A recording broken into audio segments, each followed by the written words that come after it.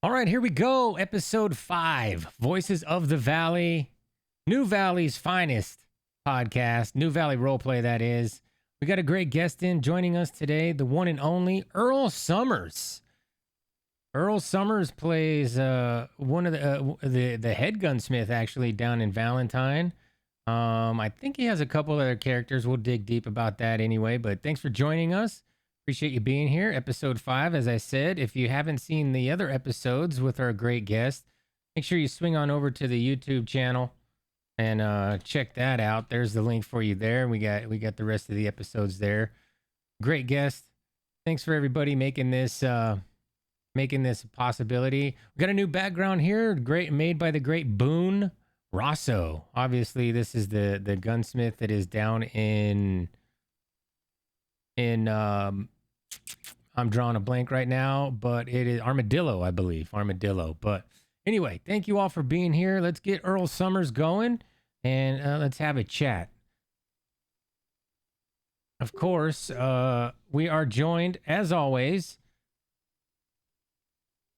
by the one and only Isaac Huckabee. Isaac, you with us? Oh, we cut out.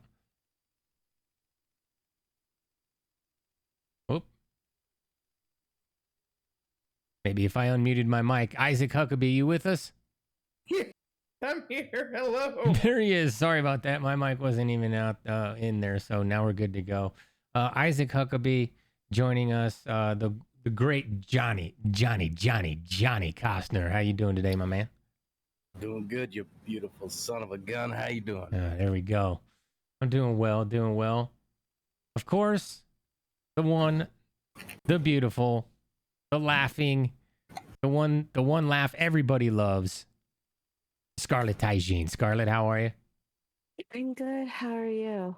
Doing good. And of course, the reason we are all here, the great Irl Summers. Earl, you with us? Absolutely. Don't make me bashful now. There he is, Earl, dude. Thank you so much for being here, man, and taking the time out from the community and the server to join us and have a chat, man. We really appreciate you. I appreciate you guys having me. And I was actually kind of surprised I got on so quick. I'm like, I'm not that important. Wow, guys, thanks. Oh no, my friend, you are. You've been around for quite a while on this server, haven't you? Almost day one. I came in the first week. I was told of the server day one, and I was on another server at the time, and I was deep in the throes over there, and just happenstance kind of I went looking, and the fella, actually, Mr. Murphy here from the gun store in Valentine, who used to own it, he was the one who was like, well, come over here. You'll love it here. They're doing great things. There's all kinds of freedoms. They're updating it every day. And I joined, and since then I've been hooked. Yeah, that's right. Murphy used to own the store. We haven't seen Murphy in a while. I guess he's may have moved on to other things, I would imagine. But the gun store did fall into the perfect hands, really. I know it kind of switched ownership over there a little bit a few times. I know Miss Jessie had it for a while. I think it was kind of just hanging in limbo for a while. And then, so how did you end up coming across owning this thing, and what made you want to own it? Actually, so Murphy owned it up until I did. I was the one who got to fire him, actually. He was a good friend of mine in the previous one, and he hired in the circus fellas, like when he kind of stepped down. And when they left town, he was like, well, I got nobody to work for me. I was like, well, what do you want to do? And me and another gal who's my business partner at the time, Miss Endora, she picked it up with me. And we put in for it a while back, and then we had a big pause in the businesses and all that. And I just waited and did my time, and here I am. Nice. Very nice. Have we decided who's do we have anybody that's leading this? I feel like I might have jumped in there just to get the conversation going, but wasn't this you, Johnny, that was going to take over here? I believe so. I don't know. I guess it was kind of like unspoken, but yeah, I think I was kind of like having that in conversation kind of stuff going on. Yeah.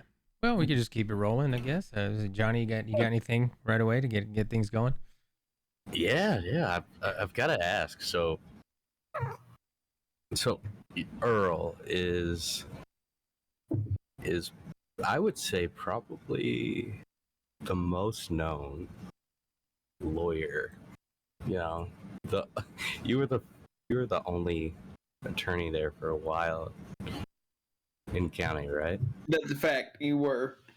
Yeah, Mr. Huckabee can attest to that. He came in as DA when I was in the throes, and I mean, there wasn't even much judges around.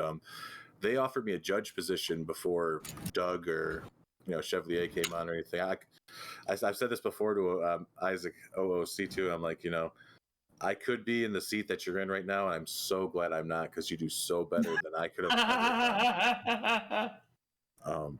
And the thing is, I love the courtroom role play, and that's what dragged me in. Is I was just a miner. I just did mining and mining and mining. I have the cabin up next to Strawberry Mine, and that's where I'd spend most of my time. If I wasn't running around with the boys. So it was a job where I was on call and I could just run out and have role play thrown on my lap, right? And the theatrics of the courtroom is what drew me in. I was always known as having these. I mean, I was told by multiple people just all across the way in DMs and county, your closing statements, your opening statements, they're so like profound. And I would do that.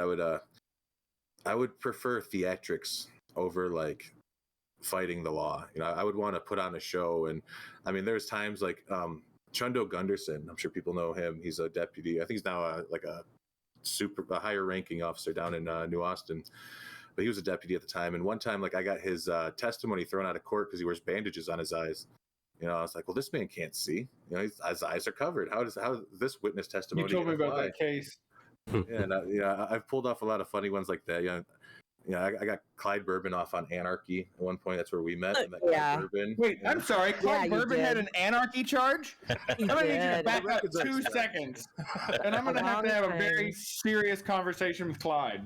Well, we got off on it. The anarchy's a hard one to prove as a capital offense, right? And that's that. I've made so many connections and networking and friends, and had the possibility to interact with so many people inside courtrooms and jail cells. Johnny himself even says that's where he saw me first, was standing up in front of a lawyer or a judge. Yeah. That was my first. That was my first time seeing you. We had a little interaction, I think, after the case, but not too much. But yeah, our characters are, they've slowly come to know one another. But tell us, who is Earl? Like what? So Irl Summers is like early stage dementia, just the philanthropist, rich guy. I play Earl as like his late 40s. He's kind of just getting to the point where he's kind of sick of it all, but he's still too jolly and jovial to care about it all. I've definitely had my more serious scenes, but for the most part, I play Irl Summers as like comedic relief. The way I look at role play is probably a lot different than other people. Personally, I come from a Dungeons and Dragons background, and besides that, I have actual no other experience in like video game role play.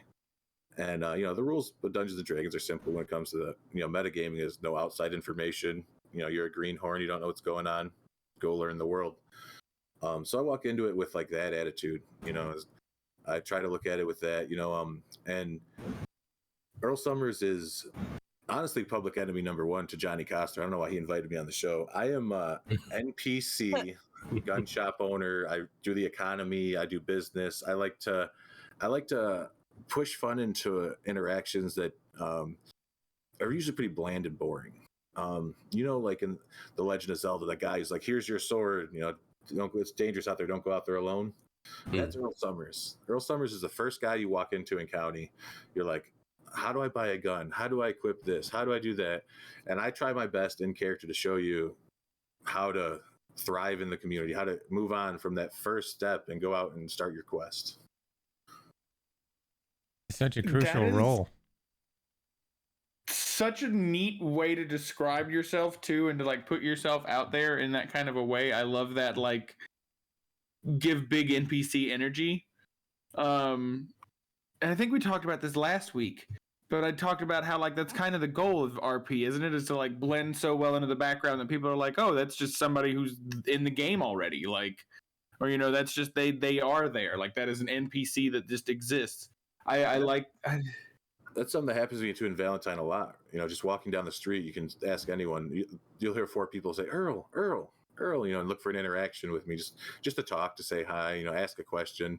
I love giving information. Like when you're playing the video game and you're scrolling through, like, do you understand what's next? And I answer all those questions for people, to the best of my ability without breaking their immersion.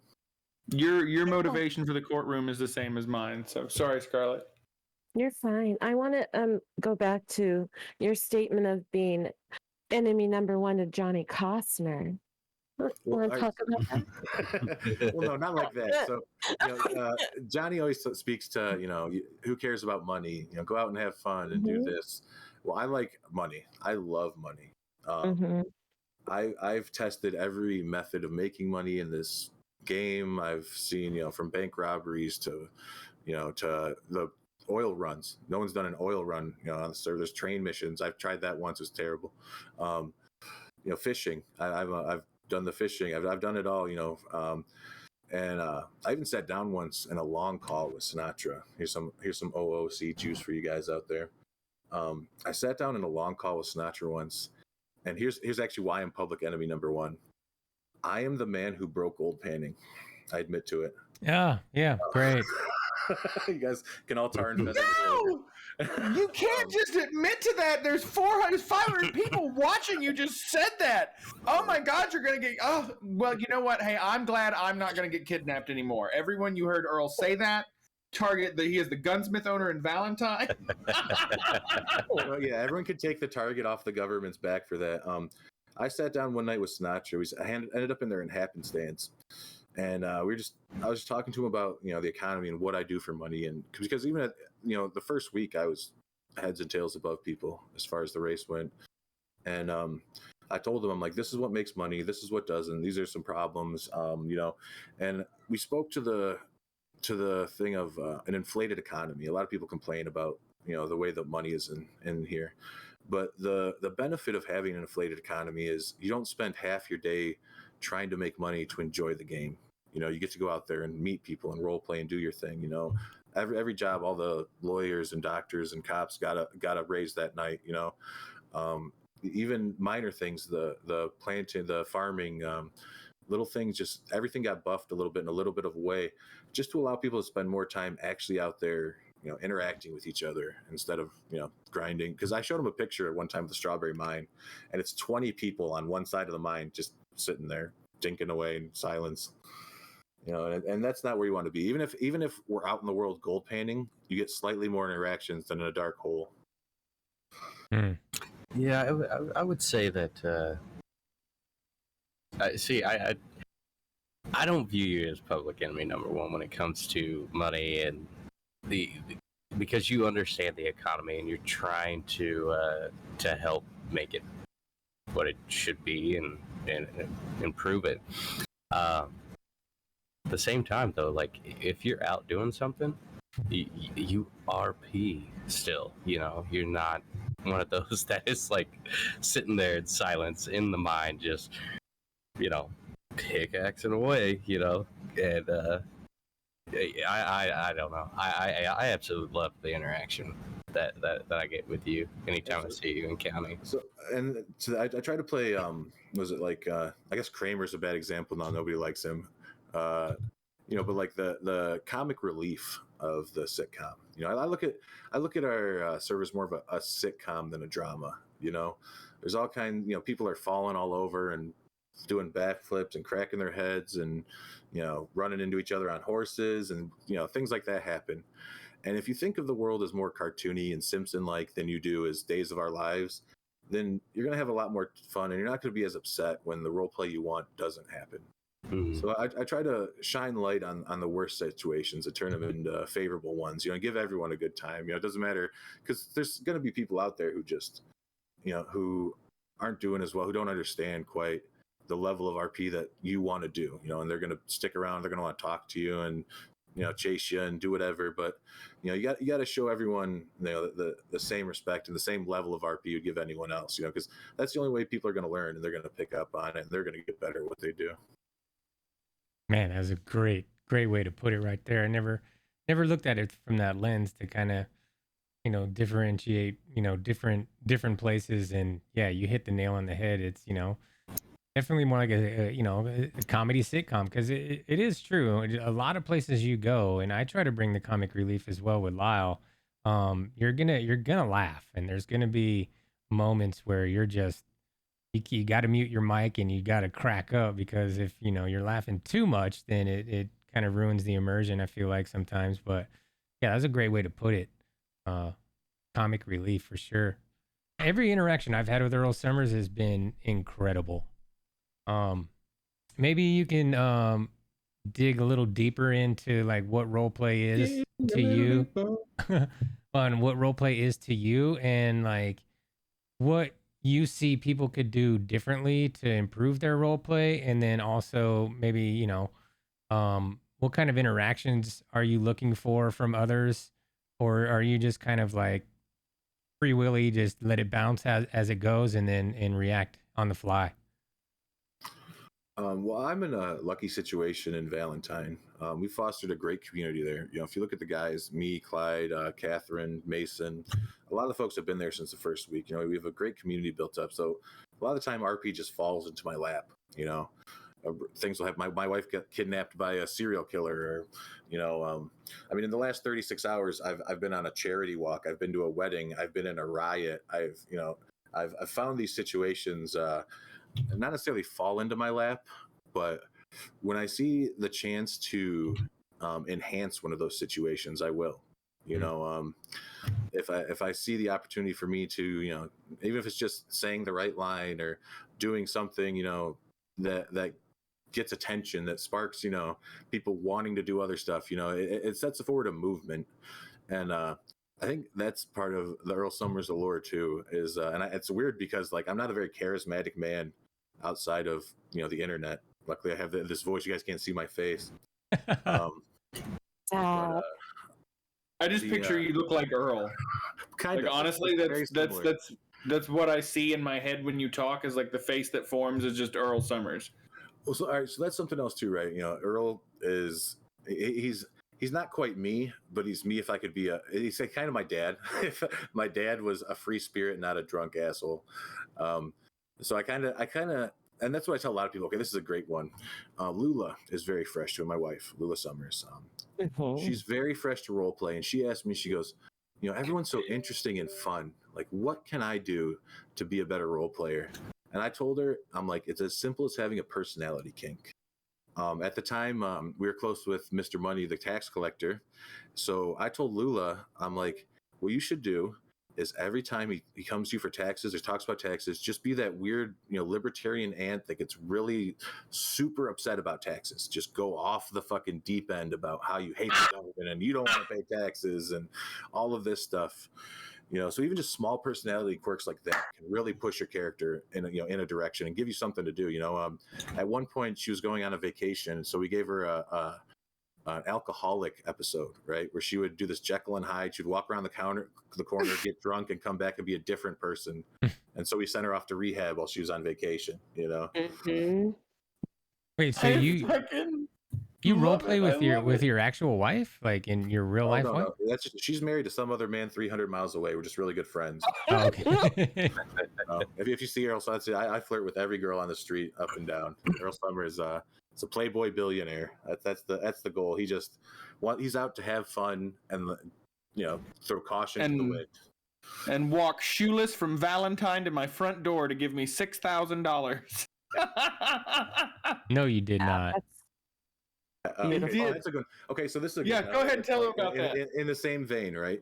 So some people, so what happened there? I was down on the docks. I was with a couple folks, and we were just hammering away on the docks in Blackwater, having just pretending to work on the docks because there's holes there. You can pick up the boards. Everyone's nailing anyway. So we were just doing some work, and we were trying to find out what the most fun props were to use. So I ended up finding the cotton box. And the cotton box is this big basket full of cotton.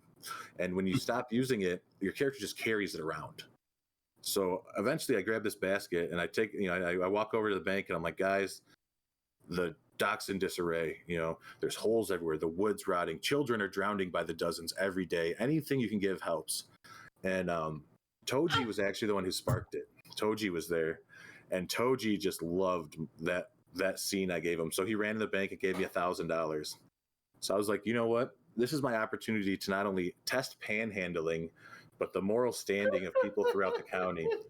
So I did this social experiment where I went around and I made up this giant fake fund to raise money for the docks of Blackwater.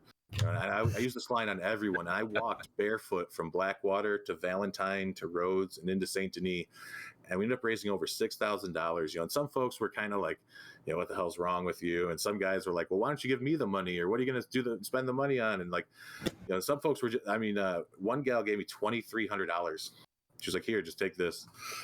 Wow. So it's amazing you didn't get robbed. All that. Yeah, that's just it. I walked on foot. And that was the thing, is I wanted to see if someone would rob me. I wanted to see if people come after. I streamed the whole thing. You could have easily sniped me at any time, seeing $6,000 and another $2,000 in guns in my pockets and none of them equipped. But I just walked.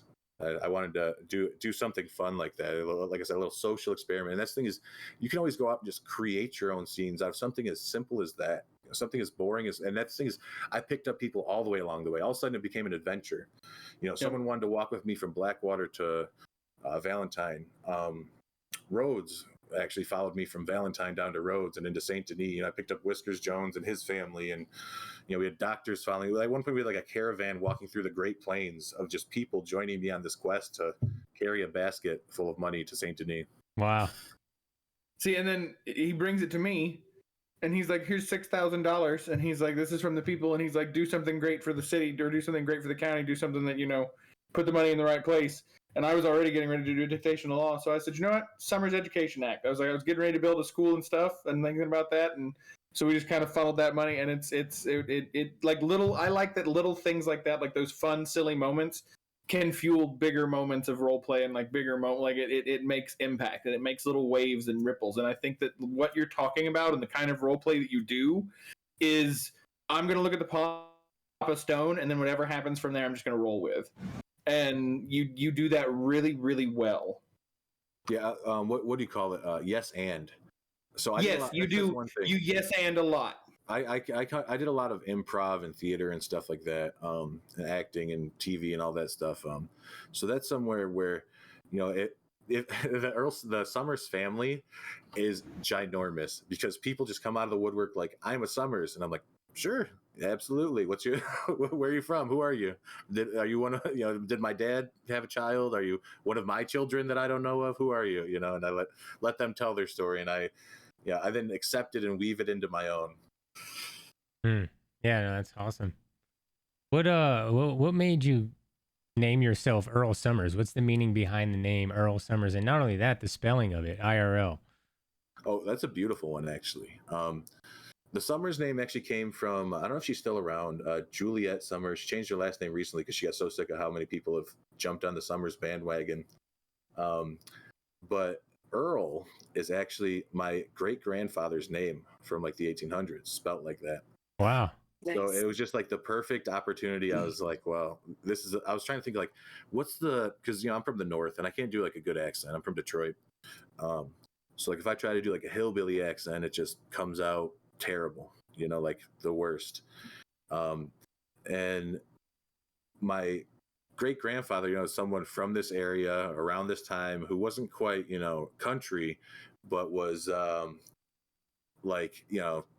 that era farmer, rancher type guy. So I was just thinking like, what's the most like deep woods Michigan name I could think of?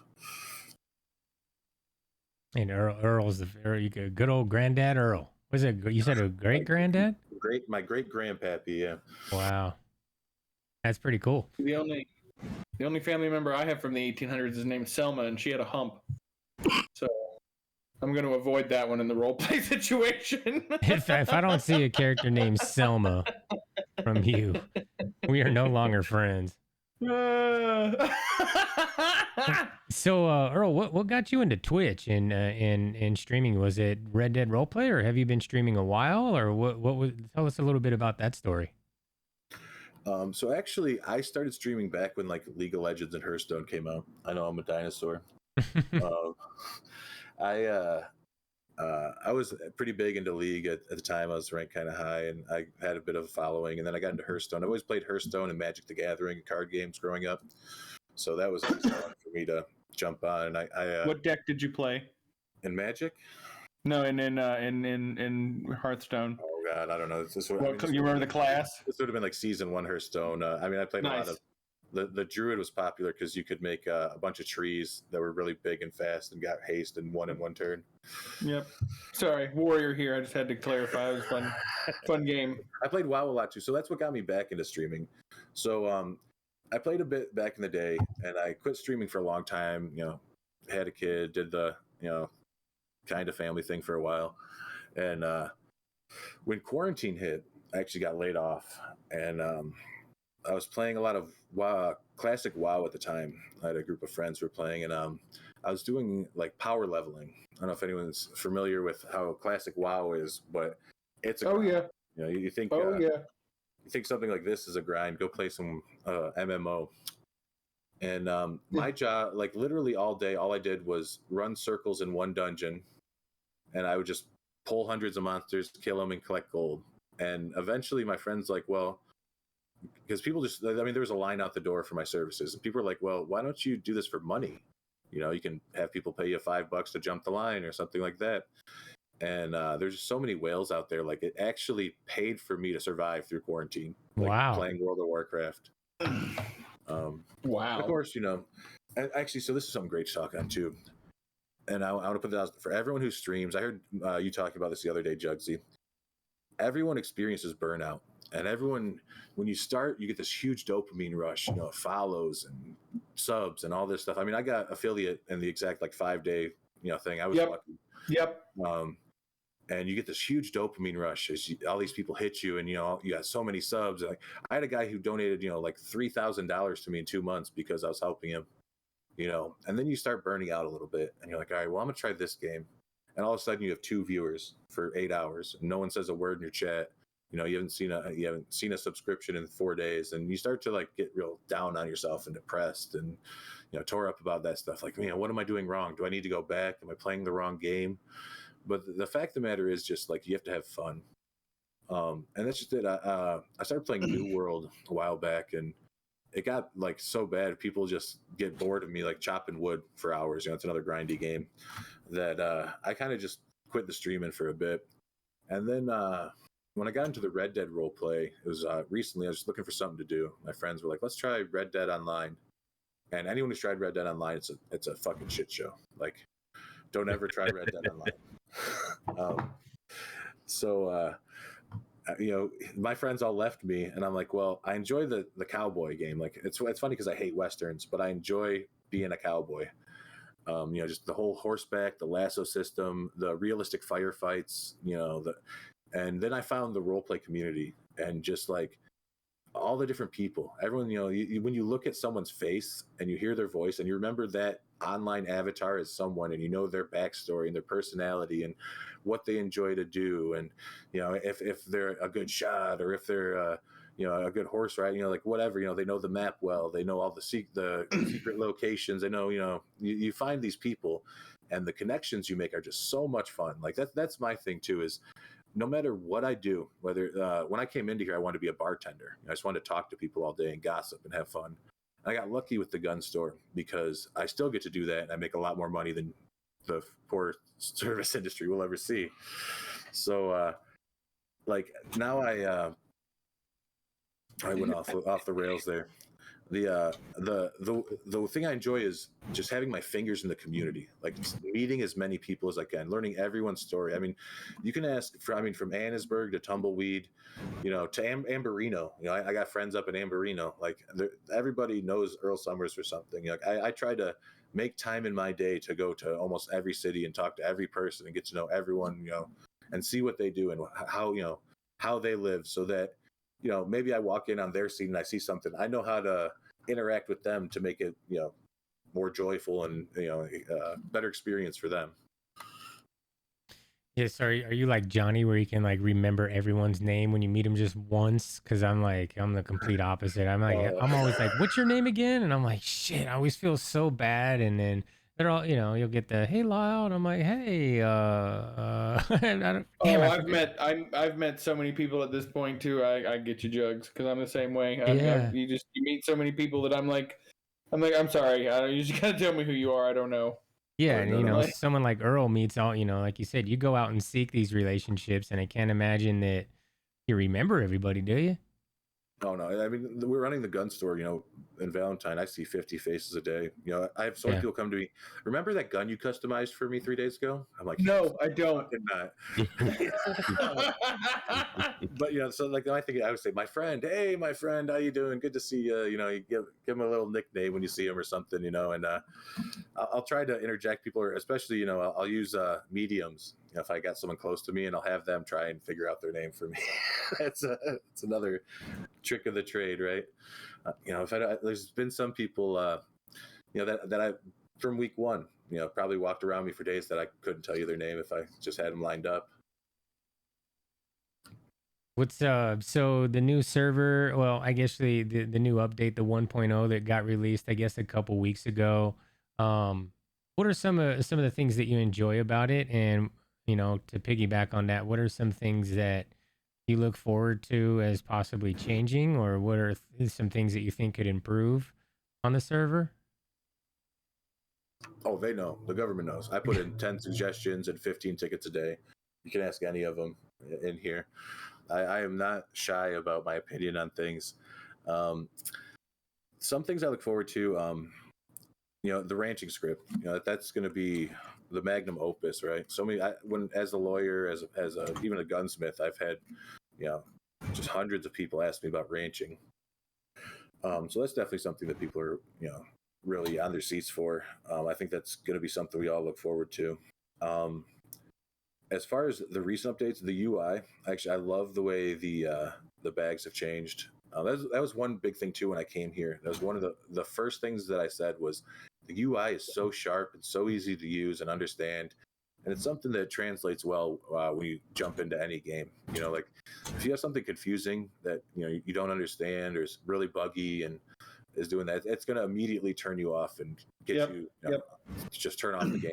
Especially like and I say, like in our world, the queue is so long. Some people like I think that's actually kind of what turned me off initially. Was it was a 100-person cap, and my first 2 times trying to get on, I couldn't get on. So it became such an issue finding a nice server with a good UI and good like mechanics and crafting. I'm big on crafting. That's another reason I love the gun thing is it gives you something to do. If you can just every stick you go out and pick up, every rock you pick up, every berry you pick can be used to do something and help you make some money. You see these people who sell pies or sell lemonade or even the most basic of things. That's the American dream, right? And that's something that we're role playing, is coming from nothing and giving yourself a name, making yourself a business, doing all that. That's something that everyone can enjoy. There's no like hard stop where it's like everyone should be whitelisted to make every single juice, or something like that. Like there the freedom and the ability to just kind of make your own path in life, like in the RP life here, is something beautiful that I think people could take advantage of there. So then, and I love I love the way you kind of phrase all this and about all like building these connections and like that it's about going out and it's about fueling all this. I think I always say there's this kind of thing that happens, and it's I think when you do a lot of tabletop role play. When did you start doing D&D and stuff? How many years ago? Over 20. Over 20. Okay, so yeah, no. Hey, you and I are in the same boat. Like it's been over 20 years that it's like my thing. But it's I think it's so interesting because when you do these like tabletop role play situations, because oftentimes and you know and if you start in the online role playing communities and these like game role playing communities, I think that like there's a certain temperature that gets set for you in some of these online communities just because of the way that they are, and that kind of carries over and it sets the tone. But I've always found that people who start at tabletop have this like weird sense of I don't want to be wrangled. I want to just run. And it sounds like you've just kind of run. And what I think is really interesting about that is that typically in tabletops it's very concentrated. You know, you're usually in a group of like 4, and you're always telling stories with those 3 people. And I often find myself as a tabletop role player, like there's an excitement, but there's also kind of a fear, you know, of like I got to get away from like the people that I normally am with and like try to interact with it. I mean, how do you kind of conquer that? Like, how do you just kind of put yourself out there over and over and over and over and over again? So a lot of people have like main character syndrome, right? Queen bee syndrome, whatever you want to call it. You know, everyone wants to be the king. Everyone wants the attention and the allure and everything. And it's ironic that I've made such a name for myself. I just playing supporting roles. You know, I've never had big storylines where Earl Summers goes out and saves the day. You know, I've always just been there to help and do a thing. And just by being there and participating and accepting my role in a scene, it then builds on it, and somehow that shit just slips in your lap. You know, all of a sudden it's your turn. You know, you're up to bat. And I think a lot of people can learn from that. You know, some folks want to get out every line they can in between everyone else's line. You know, they just want to be that guy. They want to be the star of the show. And sometimes just finding your role in a scene, or you're just walking away from that scene and finding somewhere else that you feel like, you know, you'd be better suited, it's perfectly acceptable. You know, you gotta find, you know, we all have limited time here. Even me, someone who spends a lot of time on this game, I don't want to spend my time sitting in just boring small talk conversations all day with people. You know, it's nice to get to know people, but yeah, when people sit around and talk in a circle, it kind of just sets a tone where, you know, you feel like you're 15 again, hanging out in someone's garage. Yeah. For me, like this world is just, it's so phenomenal.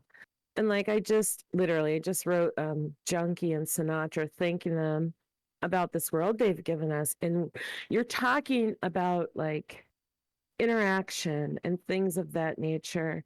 Do you ever feel like it's time for your character to just say, I'm Irl fucking Summers? Like, do you ever have the urge in a scenario to assert yourself in a larger role? So, and that's a big reason I took on the DOJ is when I came in, you know, a lot of these guys here in Valentine were, you know, not only business owners, but kind of had their own underground operation going, you know. So they needed someone, you know, because Valentine's always been a main hub of crime, right? There's always cops, there's always arrests. It's nonstop. You know, if you're there's someone in the cell screaming.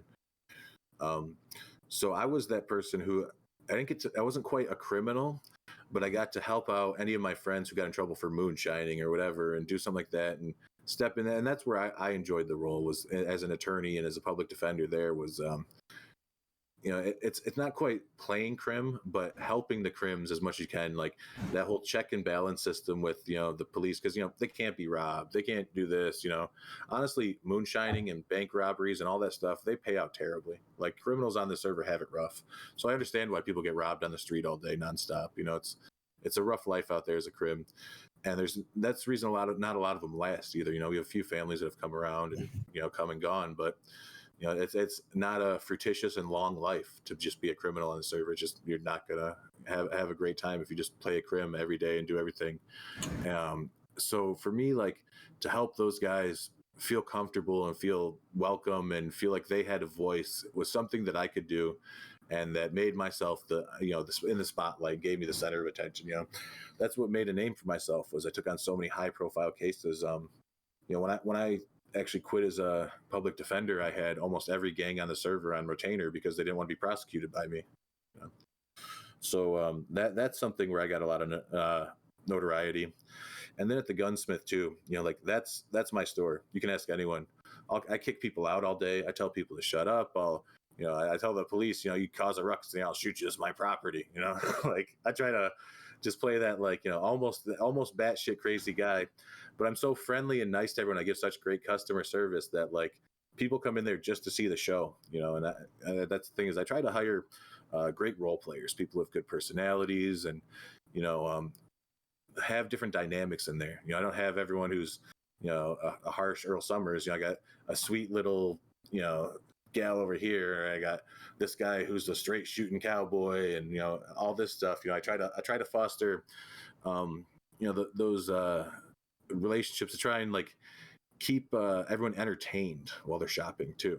You know, like I try to put on a show behind the scenes, even when I'm making guns or doing all that, because you know, at all times we're just here to have fun and some entertainment. And if I can sit here and play jester and, you know, get people off, that's more than what I'm trying to do.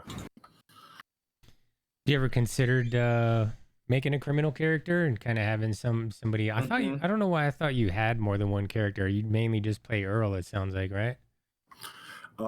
So the server I came from, I was actually like the biggest heroin overlord and the fucking thing, you know, like we were in the biggest gang and all that. And that's what kind of caused issues was we got so big that the police couldn't handle us. And eventually, you know, the government came down and took all our businesses and kicked people out and this and that. And it became a big issue like that.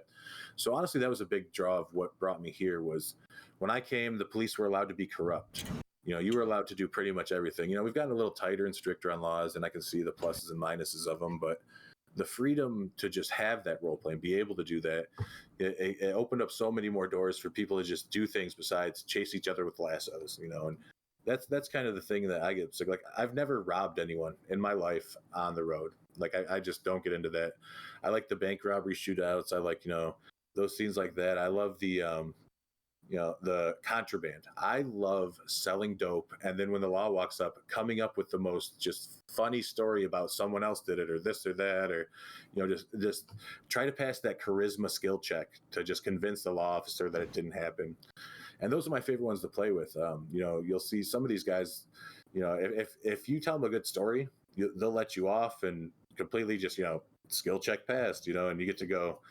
You know, and that's something that makes all those interactions great.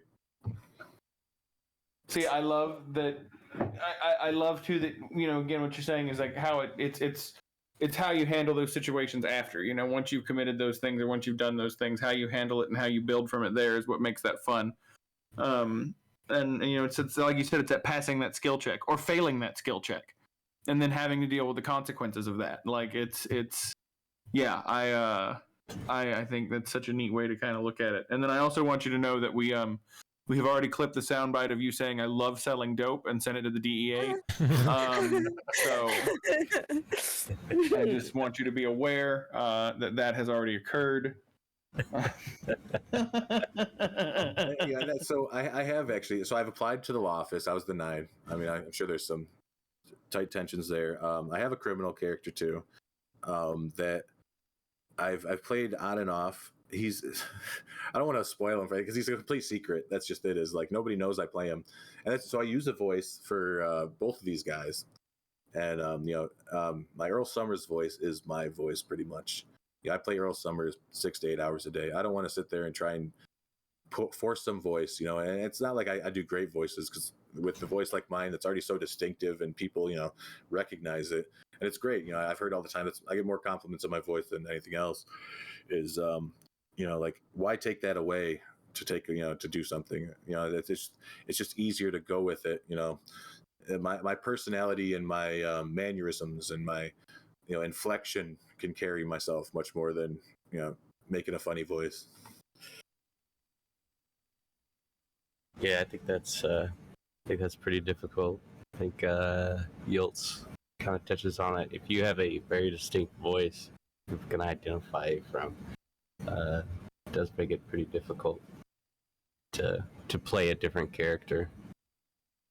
Yeah. Have you ever interacted with Junkie? in game or I was actually just going to bring that up. Yeah. I know every time I interact with Junkie. I've interacted with Junkie on like 17 characters. I had to like talk. So this one night, it was a ridiculous night, right? I had to defend Paige Malone for kidnapping, and then I went and made a fucking thing, a restraining order against her as soon as we got out of court. But in the middle of all this, Junkie's like across the street, fucking, I don't know, he was like AFK or something, and he tabbed in and he pulled out his gun. So Redmond went off the hinges saying how he was pointing a gun at his wife. I had to somehow in character try to be like, can we settle this out of court? This man has to leave. He has other things to do. Like, you know, like it was a weird way to like try to get a plea deal in the cell there. I'm like, listen, and I couldn't tell Redmond at all what's going on. And he's oblivious to everything. He's like, no, this man's trying to kill my wife. I'm like, he's absolutely not. And I don't know how to tell you that. Yeah. I've seen, I've seen him quite a bit in there, and that's the thing. Yeah, Junkie has a very distinctive voice, so it's funny, you know, when I hear his voice somewhere because I look over and he's always on some other character. I don't know how many slots he gets. It's unfair. We want more. Yeah, how dare you own the server and get unlimited slots? I mistook somebody for Junkie last night because we've had a week. Every time we've hopped on this week, we've interacted with him, and it's like, and then Johnny will be like later, you know, that was Junkie, and I'm like, oh, and so then was last night or this morning early, after being with Junkie for a while, because we were all with him last night, some guy outside came, and I knew it was Junkie. It's Junkie, and Johnny's like, no, it's not. I was like, really?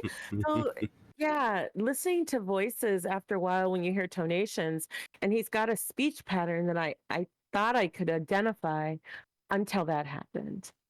It was interesting. Actually, Junkie, while I have your ears, I tried to push this on Sinatra, and I think Junkie would enjoy it more. And that's the whole thing with what I like to do. I always wanted to make a snake oil salesman.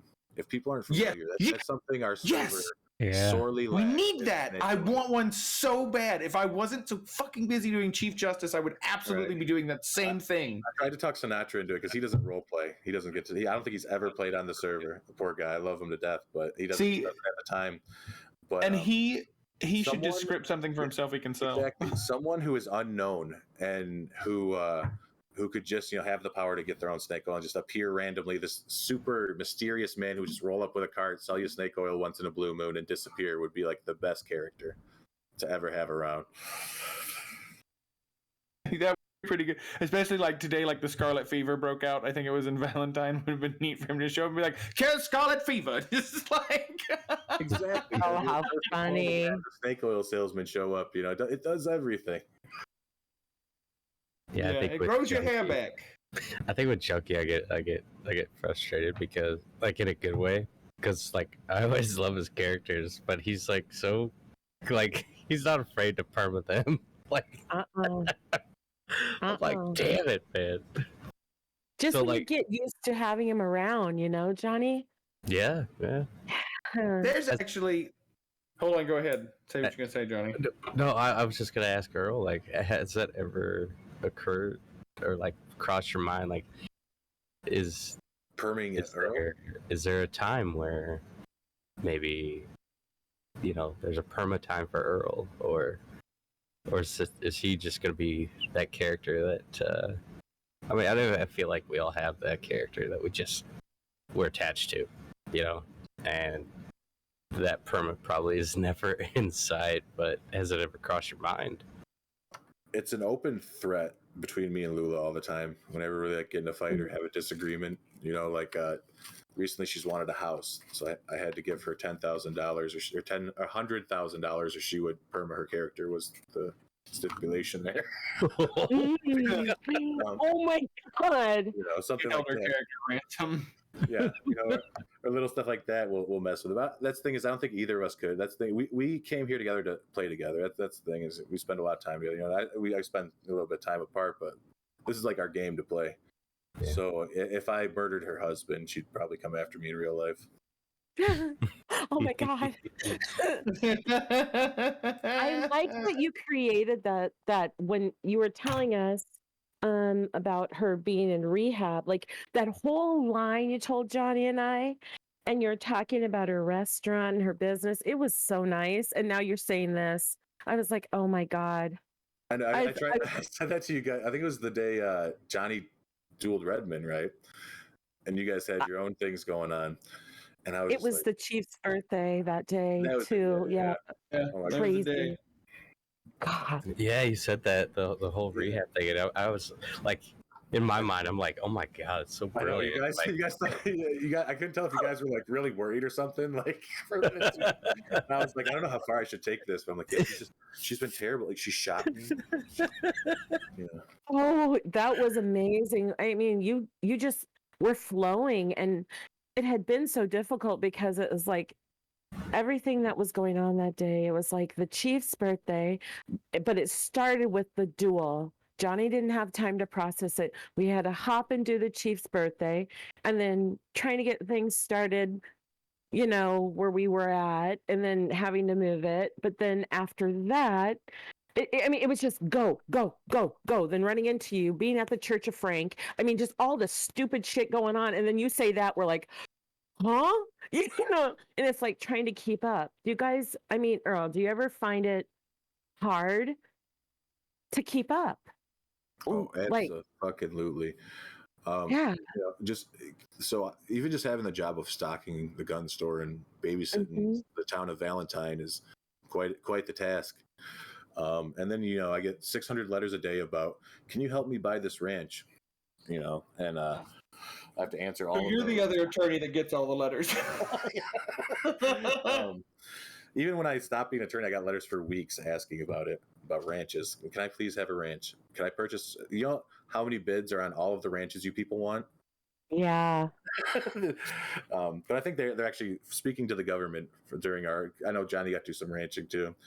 I talked to him a little bit in tickets, and I did a thing, and I think the ranching system's going to come out a bit different than people expect. I think it's going to be more, if you have property and you have the money and the whatever, it's going to be your option to get a ranch there.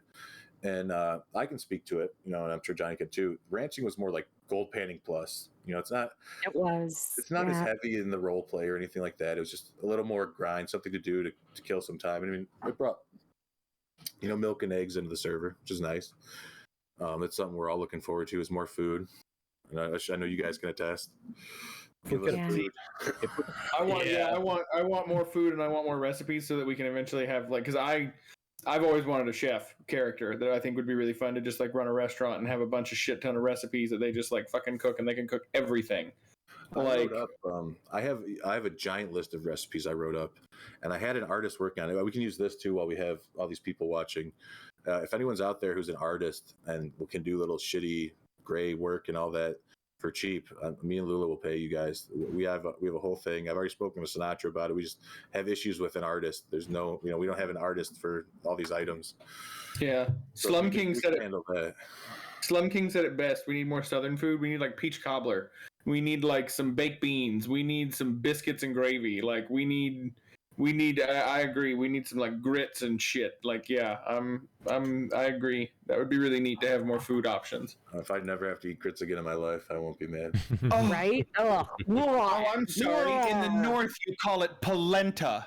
Or I'm from the hood. We call it grits. I've got family from Kentucky. They're grits. It's fucking grits, and they're disgusting. First of all, I made shrimp and grits last night for my boyfriend. And do not make me bring him in here and tell you how delicious they were, because they were delicious. Ew. I don't think I've ever had grits.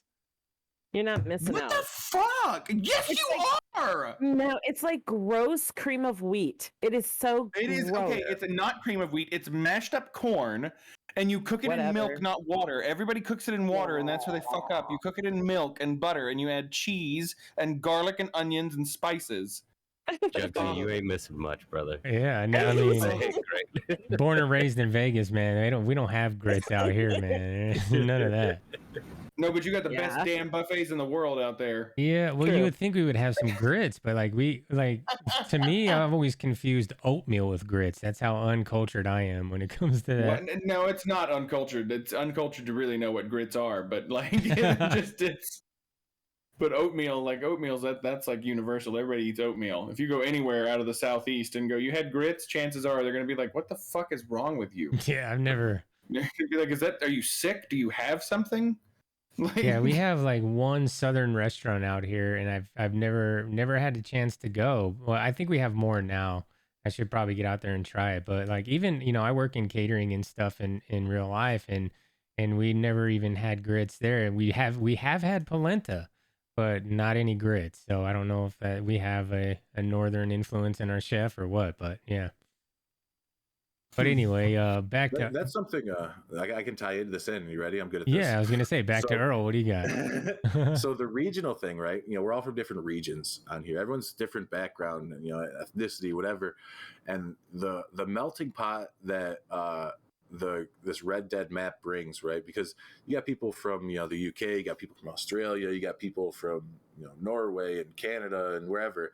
Everyone has their own mannerisms and thoughts and things like that, and way they do things. Like I said, I'm from Detroit, so when I walk up and down Valentine, I got my gun on my hand, I'm ready to shoot. I play Earl like the most ready motherfucker to go. And you'll see some people are more polite, more like that, and it's good to pull from those sources too, right? Because the story behind it all is we're all in this county, this community, coming off a boat from somewhere else. We all are bringing our own culture to it, and the culture of each city plays very well into the world that you build. When you look up at like, tumbleweed out there, Lance Chandler and Lyon there, they started this great community of people who wanted to go out to the desert and play the cowboys. Up in Strawberry, we got people who enjoy, the mountains and the heavy coats, and there's a certain group of people up there, or down in Saint Denis, it's more highfalutin folks who like to dress fancy and ride around and their nice cars and do that. So highfalutin. I don't know what you're talking about. But that's so like I play Earl as a rich guy from the mountains. I have a 1-bedroom cabin. I just do my thing from there. So I don't live that like high profile life. I just live this like I'm a rich guy who has so much money I don't know what to do with it. So I just have fun. I didn't grow up with that. I come from mountains and rocks, and here I am, down in the concrete jungle, just having a blast. Yeah, everybody in Saint Denis tries to dress like a fish lure. I've never heard that. Everyone, no, because so here's the thing about that. My character now. Everyone's like on Isaac's dick, and everybody has got to try and capture me. So we're like, okay, it's time to change some shit up. So we go looking at clothes, and as I'm looking at clothes and trying to figure everything out, I come every single shirt that I was like, ooh, I like this. When they were like, no. I was like, what do you mean? They were like, if you like it, you can't wear it. They were like, that's the rule. They were like, it has to be something you don't like because that means it's something that's casual. And then every time I'd put anything on with color, Johnny would be like, you look like a fish lure. Fish lure. Dude, that's hilarious. That's amazing, actually. I've never heard that before. So Earl, where would you like to see Irl Summers progress from here? Or are you kind of happy where the character is right now, or what do you think is in Earl's future? So I've been hounding these guys for a minute about the casino boat. I've wanted the casino boat since like week 2. I want to turn Earl into just this big event organizer because he's a social butterfly, right? He enjoys the people and everything. I want to do boxing tournaments and horse racing and poker tournaments. You do like regional poker. Poker was something that we had in Valentine for a long time. We'd have nights of hours of poker with guys sitting around the table, and we had bartenders who would come up and flirt with us and bring us drinks. So it felt like an actual just bar, like a situation we'd go into, sit down, and have a good time. And so I wanted to bring those big events to life. Like that's something I'm chasing still. And I don't necessarily need the casino boat, guys. Okay. I'll do it without a location. But, I want to be able to do that. Just have these giant fun, events of that sort, bring the community together in smaller ways. Everything doesn't have to be, a giant thing, but even just doing small tournaments, doing like, I don't know how in depth people would understand horse racing, like betting or boxing as far as odds go, but like bringing that to life to make it easy for people to come in, watch a horse race, and have fun gambling. Something as small as that would, just give a little more life to everything. That's something we miss out on that we don't get enough of are the events around town. Unfortunately, or it's hard, we can only have so many people in one zone, and that's a rough world we live in. But, the more of them we have, the less all of them will blow up. If, say, if it's something, you'll love this, Isaac. Lula wanted the bar for a while. We're just going to do, like a rainbow night, invite, the LGBTQ, a ladies night, something like that, just to have like just small events like that where you get people together. I'm just saying, if you ever get the saloon and you get an LGBTQ night going, I have been dying to make a drag queen alt. Right. So, so many people just have fun with small little interactions like that, Well, Shalita Buffet will be happy to come play. So Shalita Buffet. That's what I'd like to. I'd like to eventually go on to like having fun organizing events like that, doing big things like that. Just like I said, to tie everyone in. I like answering mail all day and making paperwork and just helping people out, like helping people have a good time while they're around. So, I mean, let me ask you, you seem like you would be somebody perfect for staff. Have you ever thought about going that route, or do you think that would take too much away from your role play and have, kind of this dual role where you're kind of behind the scenes making changes and helping the server out, or, suggesting things? Sometimes I've seen, I think we've seen it with Otis a little bit where he's kind of, doing a little bit more of the staff work and not able to role play as much. Do you ever have any of those thoughts to kind of cross over to staff a little bit? So I applied at one point recently. It was kind of a selfish thing, as I asked to be on the development team. I want to do testing and stuff for like live testing for, what's good as far as, like I know how much actually the exact numbers of a bank robbery are, how much time it takes to sell moonshine and all of those things. So I want to be able to put all of that to the test and make sure that everyone's being treated fairly across the board. I would enjoy a role like that. Answering tickets and stuff all day isn't really up my wheelhouse because, everyone's upset about something. I personally put in, like I said, a ticket, 2 tickets. I probably put in 10, 12 tickets a week just on my own. Wow. Yeah. I mean, and it's just, this isn't working. Something's wrong here. I'm having an issue with it, something like that. I don't want to sit there and be tied down to a chair like that all day. Like, I think that would pull too far away from what I want to do. Plus, I like the allure of not knowing. I love just hidden information. I don't want to know, like when I watch someone stream, I 100% do not want to, carry over any of that outside information. When I read something in a Discord, or something like the Irl Summers Education Act, I haven't been able to open a paper. Everyone's told me, oh, there's a law after you, and I've heard mumblings of it, but I haven't had a chance to learn about it in character and figure out, all the new things that have happened. Because that's part of the game. The biggest part of the game is information, talking to people and learning things and sharing and spreading information. And that's something that I enjoy too much that I don't want to be too far behind the scenes with. Getting your letter was pretty cool, by the way. Thank you. Yeah, that's been sorry, that's me thinking outside, but no, that's been a positive thing about yesterday is I've been getting for the first time a lot of letters from people that are like, thank you. You're so wonderful, because typically I get things that are like, do you have time to meet? I need to talk to you right now. And that's another thing. Those little interactions, right? When I write a letter to someone, I write it as if I was writing a letter to my grandma and I was a child. Yes. Dear Grandma, how are you doing? Things are wonderful today. That's a paragraph. Let me skip to the next one. And I try to make it like a letter. I hate when people send me a letter like, what are you doing? Here's my PO. And I'm like, Yeah. all right. Okay, great. Dude, I hate when people send texts like that. Like in real life, you get a text and it's like, hey, where, like something like, hey, text me back. I'm like, what? Why? I don't know. What does this have to do with? What you want.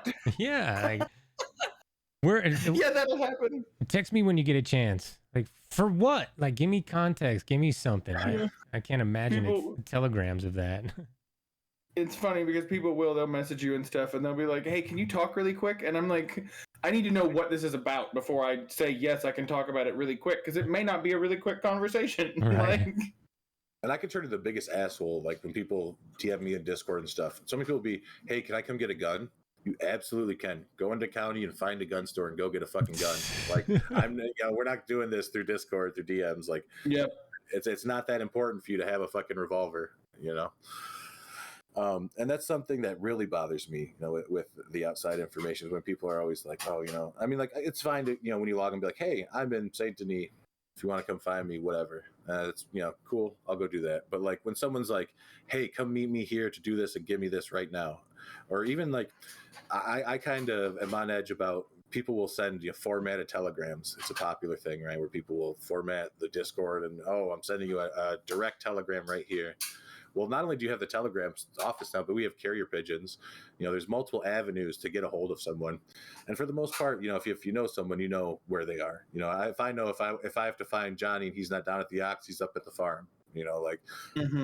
There's places where you can find folks in county. And if you can't, you ask around. Is so-and-so around? Have you seen them? Where'd they go? And that gives you an interaction to walk up to someone and begin conversation that could lead to something. All of a sudden, maybe you're in an adventure with this new person you just met to go off and find your friend. That's a beautiful day in my eyes. Yeah, I agree. I think that, a lot of that comes from being able to have those kind of interactions. And I think that, because even with the DOJ, I've thought it might be neat if just like everybody had a pigeon. Just like, why not? The only hard part about it for me is just that script-wise, if you're in a building, you don't get it. And it doesn't come through. And that's upset. I should go back. I wish there was a way to work it out where it went back to return to sender or something. That would save the pigeon system. Yes. That, if it was a way so it could go back and go, hey, your message didn't get delivered, that would 100% be the ultimate way. And from then on, I think you could absolutely justify there's no reason for you to contact me out of game at all. And like, you will know if I'm there, if I'm not. And I think that is brilliant, Earl. I think you should add ticket 16 to the list this week. I got 2 right now. I should try to keep it at 2. Good for you. I got a question from a streaming standpoint. It's kind of a tiered question here. So you got to have, a life outside of streaming, whether you have a job or a family, a wife, a kid. You mentioned family a little bit earlier. How do you go about managing, that side of your life and, being on server, with 6 to 8 hours a day? I know you spend quite a bit of time in here. What are your biggest challenges when it comes to that?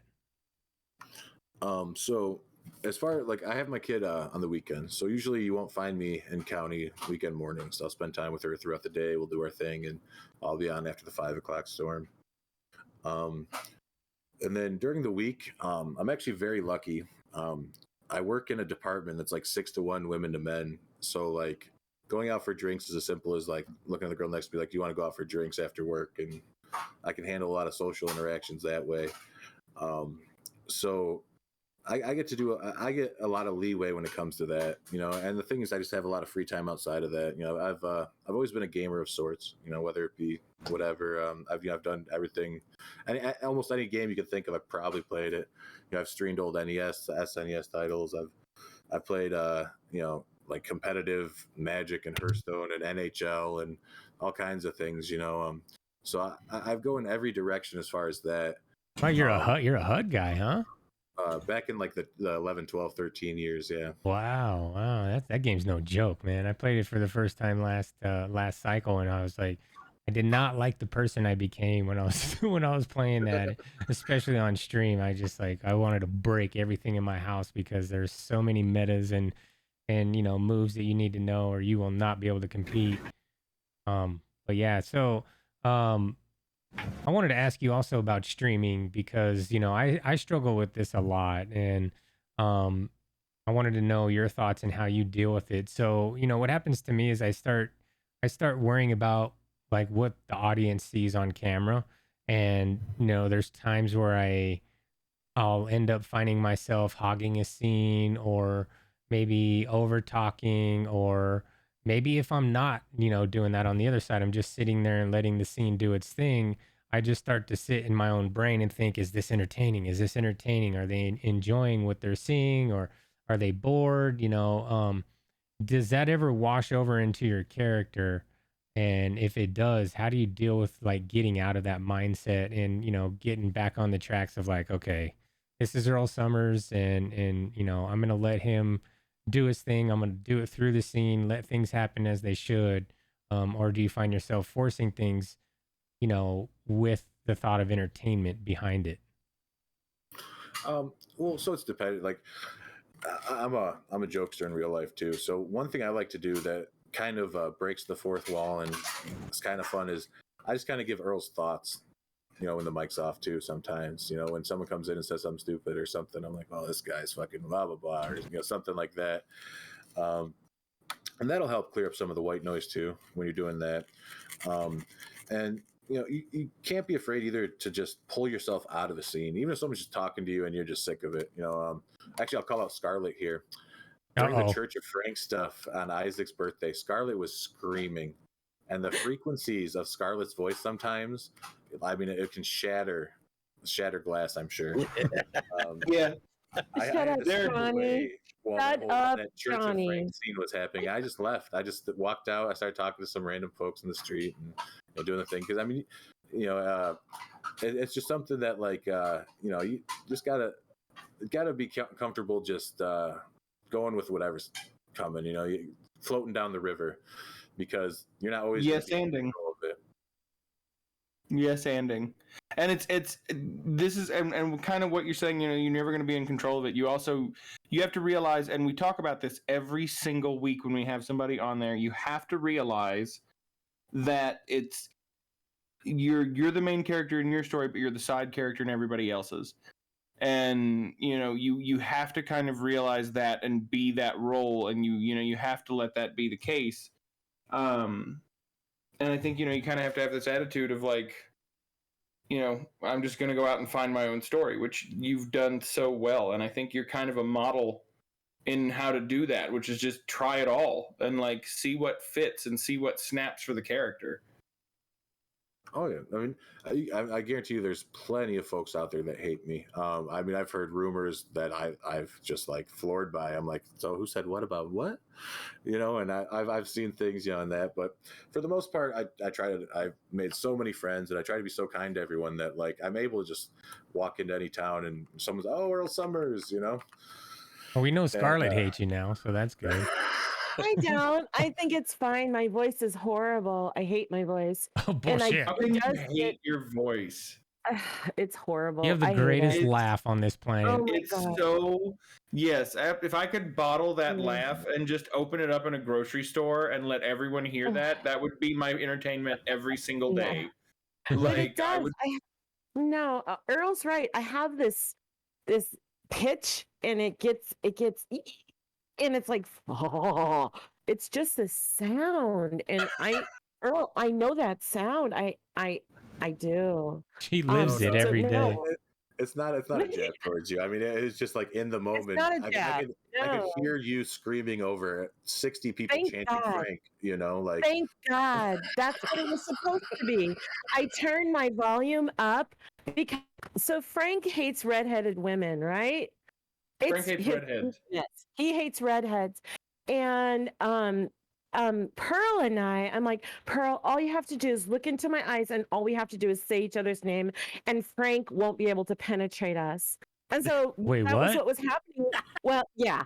So everyone was standing around us chanting Frank, Frank, and getting pissed off and angry, like an angry mob. It was hilarious. And we were just screaming. I was trying to disrupt the church service, and it was just all kinds of crazy. See, I just remember the end of that situation where you all came walking out of the church with your hands up going Frank, Frank, Frank, Frank, Frank, Frank, Frank, Frank, in a single file line, and I was like, what is happening?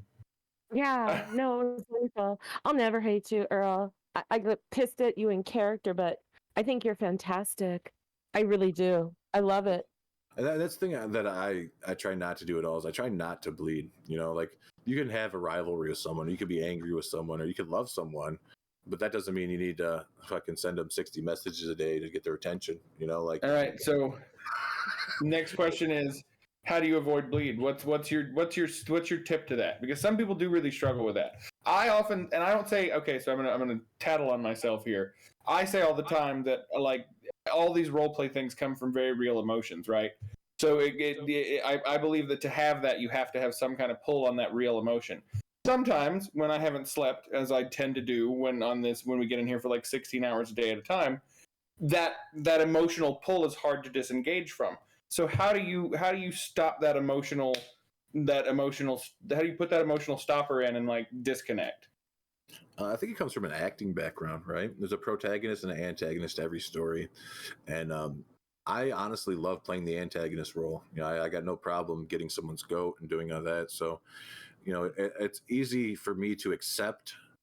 Sometimes people won't be happy with my actions or decisions or things of that sort. And it's also easy for me to see the other side of things too, right? Like everyone wants to play the role. Everyone wants to do well in the story that they're building for their character. If you want to be the big Dick John Wayne, like walking down the street guy, you have to accept the fact that every lawman or every criminal is going to put a target on your back and it's going to chase you down and going to want to make you the bad guy in their story. Feels very pointed. And I would. Well, I mean that's the thing is you're going to come under the scrutiny all the time from people, right? For your actions and the actions you don't take and the things this and that, and it happens everywhere in life, not just in this role play video game, but to be able to take criticism without being upset with it, no matter what it is. Everyone has an opinion, and no one's opinion is right or wrong. They're opinions, and the fact that I listen to your opinion, I accept your opinion, but I don't agree with your opinion is my choice. And that's something that like people can try to make all over a little bit better. Like try not to take things to heart as far as how someone treats you in character. The Michael Gray thing was a big issue. Everyone was upset with Michael Gray, and I got to speak to him out of character at one point, and he's told me, he goes, I feel so terrible. He goes, I just wanted to come in and play the psychopath, Joker style villain that nobody liked and was, constantly getting in trouble. And I've got so many things about harassment and this and that and whatever. And, and it's understandable that, when you try to push those narratives, I want to be the bad guy, that you become the bad guy, and then people will, point that at you and they'll call you out in Discord or, they'll do something like that. And, you just kind of got to take it all with a grain of salt. I think it comes to a lot with age. The younger you are, the more you're worried about yourself. There's a big, gap in the big age range for the game that we play. There's kids who are 18, and there's I guess adults who are 18, and there's guys who are as old as myself. I'm not going to say my age, but and a lot of it's just even just as a person being able to accept other people's opinions and just let it go, and realize that your entire day shouldn't focus around how someone feels about you or an interaction you had with someone or something like that. That you should be able to move on with your life and enjoy your life because it's yours. Same thing in here. Your character is your character. All the friends you make, all the things you do, the businesses, transactions you make, everything down to whatever. It's your choice. It's your thing. Everyone's here to have fun and play their game, and to take away from anyone or to cause problems with someone else playing their game. That who cares if you have a platinum ticket or you're a fucking citizen? You don't want to take away from anyone's experience in that sense. And when you cause issues or drama or get upset with someone over little things like that, or even even if you don't bring it out, if you don't say anything to them, you just hold in that, I feel bad because these guys aren't nice to me when I'm around them type thing. Well, then don't be around them. There's 4,000 fucking people in the Discord. There's people in the server all day. There's a giant queue that everyone is nipping at the bud to talk to you and have a good time. So go out there and make new friends, find a new clique, find a new town, go to a new place. I have a good friend. She was tied up in the whole circus thing and kind of got humiliated and embarrassed, right? To the point where if I were her, I might have left the server, right? But instead she just moved out west, found a new family, found a new home, had a good time, and things like that'll happen even in a video game, and especially a video game like this where we're all talking to each other. We all have feelings, we all have characters and emotions built up. You have to be able to separate that stuff and kind of just enjoy the video game you're here to play, because if you're not, you shouldn't be playing it. Yeah, it is a game, and I think a lot of that, getting offended by something that happens in character, or getting upset because something doesn't go your way, goes back to what you were talking about earlier, which is kind of that win mentality, where it sometimes people don't like to take a loss, and when they do, they feel it's in a personal attack, and then that's when the attacks on Discord happen. And me myself, I stay as far away from like the Discord chats as possible. It always ends up being a shit show, in my opinion, and there's very few constructive things said in those things, and it's all usually just attacks, or just kind of brainless gab anyway. But I think it comes back down to that. It's okay to take a loss. It's okay, if your character doesn't come out on top, and because there is as you said earlier, protagonist and an antagonist, it's crucial to almost every scene. And so you're right, taking things personally is kind of it's kind of an amateur move, and I've been guilty of it myself. I can't say that I haven't. But learning from those moments, and trying to correct those issues about yourself, I think is crucial. So yeah, that's important. But I mean, when we get into scenes, you guys, like, excuse me, think about just how intense some things can get. Mm. And then, like, certain people do believe, like, the outside world, the things they bring, and they feel like we're attacking them sometimes. I know Johnny goes through that a lot. And, like, do you think the amount of time we spend in this world that we love affects those things? Because I always wonder, like, what people's thoughts are, that we're in here for 10 to 12 hours. Like, Johnny didn't sleep for a day, basically, just with real work and then this. And I mean, the amount we give and the amount of time we're here, do you think that affects things for people? Absolutely. I mean, the last server, I shed a tear when I left, because I lost so many friends and connections and people I'd made. It's upsetting. Like, and like you said, there's so many of us that spend so much time on here. I'm probably one of the most guilty. I could name maybe one or two people that have more playtime than me on this fucking server. And it does tie into you, and you think about that stuff. Like Murphy's a great example. Murphy's the guy who brought me in. He's a close friend, and when he left, I was hounding him, come back, I miss you, I need you. Like, Irl Summers is nothing without you. But there's more to Irl Summers. There's more people. There's always more people. There's always more things. There's always more stuff out there. It's like real life. You lose relationships. You lose that friend you spoke to in high school. You lose the girlfriend you had for 6 months.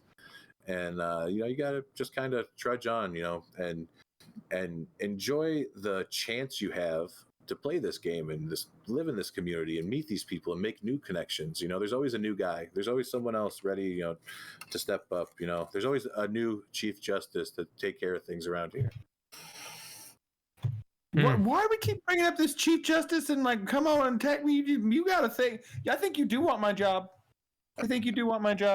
No, absolutely not. I can hear the stress in your voice sometimes, just coming through, like I don't want to have this conversation. You don't. And the thing is what you're so, and it's. I'm not going to talk about myself too much, because that's not what this is. But it's what you're talking about.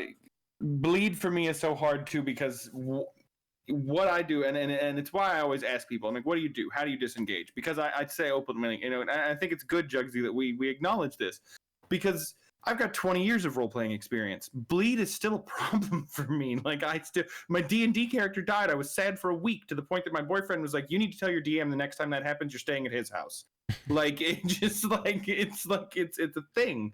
You get into it, but it's when you have these roles too in character that, like, have a lot of high stress situations, I think too that makes it, like, it can make the bleed even more difficult, because it's like, even because everybody wants the role play, but when you have to constantly be on that like emotionally intense all the time, it drains and it pulls, and it's hard to detach from that. You know what I mean? Like, and I don't. Have you ever experienced anything like that, or like you said, you had that tear shed? Like, well, that's what I was going to say too. Is what I try to do is I try to draw on that, right? One of the things I love about Isaac Huckabee is he always sounds so stressed out and like he's just chasing something, and he's always, just so worried and upset and trying to handle 10 things at once and juggling that. Like, that's part of his personality that I enjoy. Or the fact that like Lyle Lancaster, gets nervous when things happen. He's just kind of a nervous guy, and worried about something like that. Like those little like character flaws, something like that can actually, you can lean on that for your character. When I have a long, stressful day and I've been yesterday I tried to make guns for like 8 hours and I did nothing. I just had people come in and out, and I was so strung out by the end of the day. I just kind of pushed into that. I've had such a hard day. I mean, just in that, I started, acting a little bit ornery and things of that sort. And like, while some people may think of that, your average guy might walk up and think, oh, Earl's fucking nuts. This guy's fucking an asshole. He's doing this. It's me just like playing into the character, because Irl Summers had a long day. Irl Summers is tired. He's busted his ass. Irl Summers doesn't want to sit in the law office for the next 4 hours filling out fucking forms for you because he's been running back and forth all day. I had some guy hounding me about a case. Well, do you do it for money or do you do it for people? I do it for the sake of Earl Summers. I went off on him about it, because I had a long day, and you can lean into that stuff and still, make it fun for everyone. Even if I'm being like an ass, I'm not going to like berate someone and make them belittle them and feel terrible.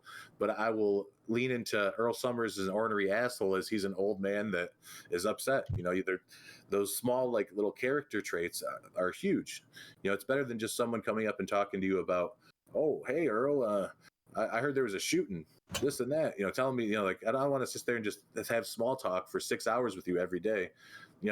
Give me some of your character's life. Tell me, why did this affect you? What is going on here? And those are the fun people. Like when you run into someone and they had something happen to them and they're using that, to better their character or to build on their character or to do something like that. When you find out those little like stories about people, they stick with you. You'll remember for months the guy that, got robbed by this guy and it started a rivalry or something, like something like that will happen. And, it can be something that you use to build upon your character. Instead of being upset that you lost your items, you turn around and you make it something that, now all of a sudden you want to learn how to defend yourself, or something like that. Mm-hmm. Yeah. I mean, you're kind of leading into my next question perfectly. Like, so let's just pretend there's somebody here in the chat that, has never role played before. They've watched it a ton, because I was in this spot, 2 years ago where I was, or even a year ago, watching a lot of streamers and they're role playing and wanting to get into this and just, being afraid because I've had maybe 1 or 2 D&D sessions in my life and they were terrible and had no idea what I was doing, really afraid to use my imagination, afraid to kind of just let go and just, always, judging myself before I said anything. And am I going to be, a good character, blah, blah, blah, that whole thing would go on. And that was the same thing with role play with GTA and then Red Dead and the whole thing. So let's pretend there's somebody in chat that's never done this before and they're dying to get into it. What advice would you give them to take that leap? Don't be afraid is the biggest one, right? Everyone's nervous that they're going to look like a fool or someone's going to laugh at their character or something like that. And one of the biggest things is, we're all sitting here in our fucking underwear playing this video game for 8 hours a day. We're all dorks, right? I'm wearing sweatpants. I was going to say, wait, you wear underwear? Dude. And that's just it, is all of us have an even playing ground, an even playing field when you come out here. No man is better than the other. Even if I have, it's a joke they were teasing me about today. Earl Summers has more money than God. Sure, but do I have more fun than Garnish? Probably not. He goes out and goes on adventures and roams the county and does his own thing and doesn't care about that. And it's kind of just like That's backstories are a big thing in D&D too, right? You want to write a backstory. Right. You want to have something Right. set up there. You want something to build off of why your character is doing what he does. What what made him the way he is. Why does he do these things? And that's something to think about too that we don't press on too much here in a more casual environment. Is where did you come from? What are you trying to do? What are your goals? Why do you act this way? Why do you have an eye patch? Things Be like truthful to your things. character. Yeah, exactly. And that's something that can, something as simple as your character wants to be a blacksmith is a fine goal in life. You don't have, not everyone has to be Johnny Coster, the most popular man in New Valley. It's fine to just enjoy going out and fishing and hunting and living in a tent in the middle of nowhere and rarely meeting people. Like if that's how you enjoy playing the game and that's the character you want to play, that's something that you can build on and do, and that would be great. The mysterious fellow who comes down, I have like I said, I have folks from Amberino. There's a group of guys who live up there in furs and hunt from there and come down and buy ammo once in a while, and they'll show up here and there, but like, they've made a community of their own little, group that like to do things and go out and do their whatever, and they enjoy the role play they have. They don't have to be immersed in a giant world of people, doing the bank robberies and the big whatever city stuff. You can go out and you can find whatever path you enjoy and just walk that path, and have a goal. You speak of popularity. People do know you, Earl. I mean, they know you. You'd be surprised actually how many people know me. It surprises me sometimes. Yeah. Yeah, And people know you pretty well. I watched that the wear and tear it can do on you with Johnny. Like, do you feel that way? Like the burden, like there's a burden that comes with it. Yeah, man, you're like the mayor of Valentine. Like It's true. I mean, the other night, there's guys screaming in the cells. I walk up there. I'm like, hey, just let me in there. Just let me talk to him for a sec. I'm a officer of the court. I say Earl is very not oblivious, but he just kind of doesn't care. He kind of is very the opposite of humble. I don't know what the most opposite word of humble is, but that's Earl, right? He just walks in and says, "I'm Irl Summers. Let me handle this." And and I walk in there and I say something to the folks. Hey, this is going on. Go through the process. We can do this, and it'll be all over. And they quiet down and walk out. And then I walk out of there, and I got 6 people asking me, "Hey, can you come over here and do this?" Pulling me in 6 directions. Can you come do this? I need one of these. Can I buy this off you? Do you want some of these? I need legal advice. Things like that. And sometimes you just get pulled in like 6 different directions at once, and it can wear on you in a sense. And you just got to kind of make time. Actually, I've noticed. I don't know if she's still out there. Mama Mishka, she is Drina from the Traveling Troupe. The Traveling Troupe is a godsend to me because these folks just ride through town and they're like, "Earl, do you want to go have a good time?" And something as simple as that is just taking a day off of work like you would in real life. Hey, I'm done doing this. I'm going to go have a good time, and making plans to do that. But then to enter these scenarios without expectations is another thing too, right? Because now when you're looking for a good time, you're looking for that serotonin kick. You want to go out, I need something to raise my mood and feel better and change the way my life has been from the past 4 days is not something that you can just expect to go out and achieve every time you walk out of the door. Mm-hmm. So just going out with an open mind and having fun and surrounding yourself with people who can put you in a situation to enjoy your time away from, just grinding your dick into the dirt. Like that's something that can, I apologize, but you're gonna have to censor me so many times in this thing. No, there's none of that here. Fuck that. Yeah, because that's what we do. We go through and we censor people. What do you think we're trying to role play? You think we got time to go back and edit? Yeah, I don't even. Crazy. You want to know who you are. There's no editing. It goes right onto the YouTube from here. Just no editing at all. Boom. Take it what Watch it is. this. Fuck piss. Like. Yeah. No, that's cool. Yeah. So Sorry. I'm so tired. I think what happens with a lot of new role players, and I was definitely guilty of this, is you get in, you want to get money, and you want to get a job right away, and you have to establish yourself with a horse and a gun, and getting into a popular clique, or trying to make a name for yourself within the first day. And it's like, if I think, I've learned that letting it slowly happen over time, just take each interaction as its own little movie. And, things will happen eventually. You'll end up, owning a gun store in Valentine after a while. I mean, what did you do when you first came into the county to get that ball rolling? Is it kind of what I was just mentioning? Or because you seem like a guy that just goes up to a crowd of people, hey, I'm Earl Summers, what was your first steps? I kind of cheated. Like I said, I knew Murphy right from outside of county. He was the train conductor for my heroin operation in former life. So he was the one who dragged me in. He said, come to Valentine and we'll get you set up. That was the gist of it. So I walked into Valentine. I don't know if anyone remembers Max. He was fella. He was around for a while on the admin team. He was one of the first actual promoted admins, and that fella, me and him clicked immediately. I walked up.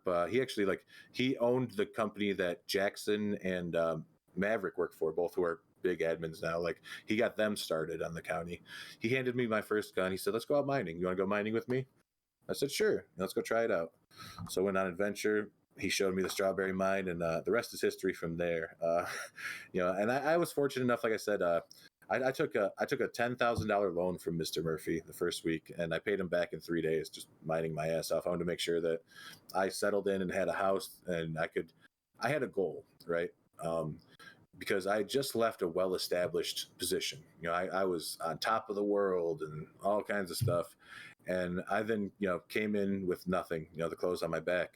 So I made it a goal. I wanted to get a house. I wanted to get a house and some land and have a nice place for me and my wife to farm and hunt and spend time together. And I just let it build from there. All of a sudden now I was spending all this time in Strawberry and making connections out there. I met, there's a couple folks out there.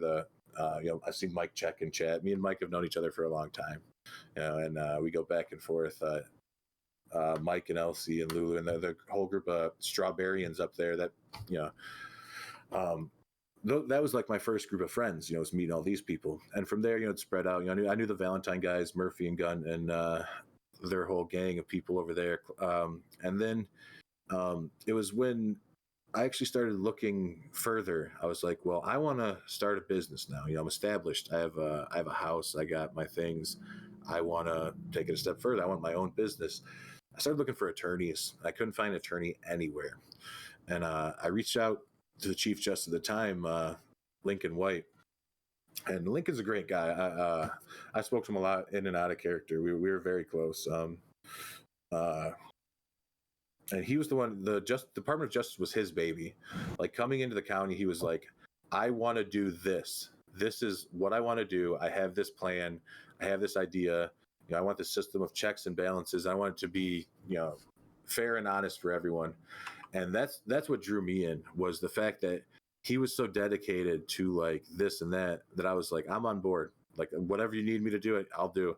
And I sat in courtrooms for 6 or 8 hours. The way the system was, I mean, I would be sitting in a jail cell for 2 hours. I would be in a courtroom for 2 hours, and I would leave with a 6-hour check and a big headache by the end of the night. And then I'd be kidnapped for a bank robbery as I tried to make a deposit.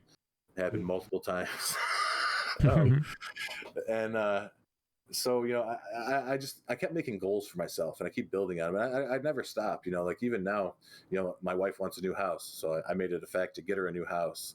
I really don't have a goal for myself at the moment as Irl Summers. Like I said, I wanted to pursue the casino thing, so that's something I was looking at for a while.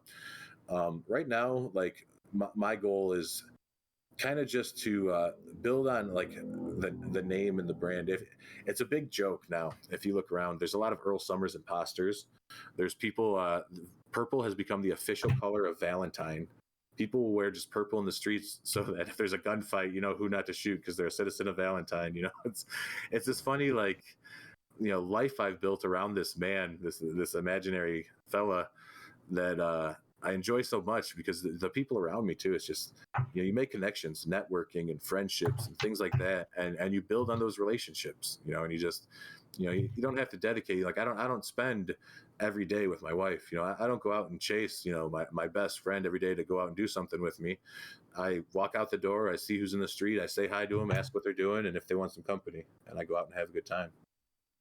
I love that. and I'm going to start adopting that. That is a brilliant way to look at it. If only I wasn't going to get kidnapped by saying hello. Well,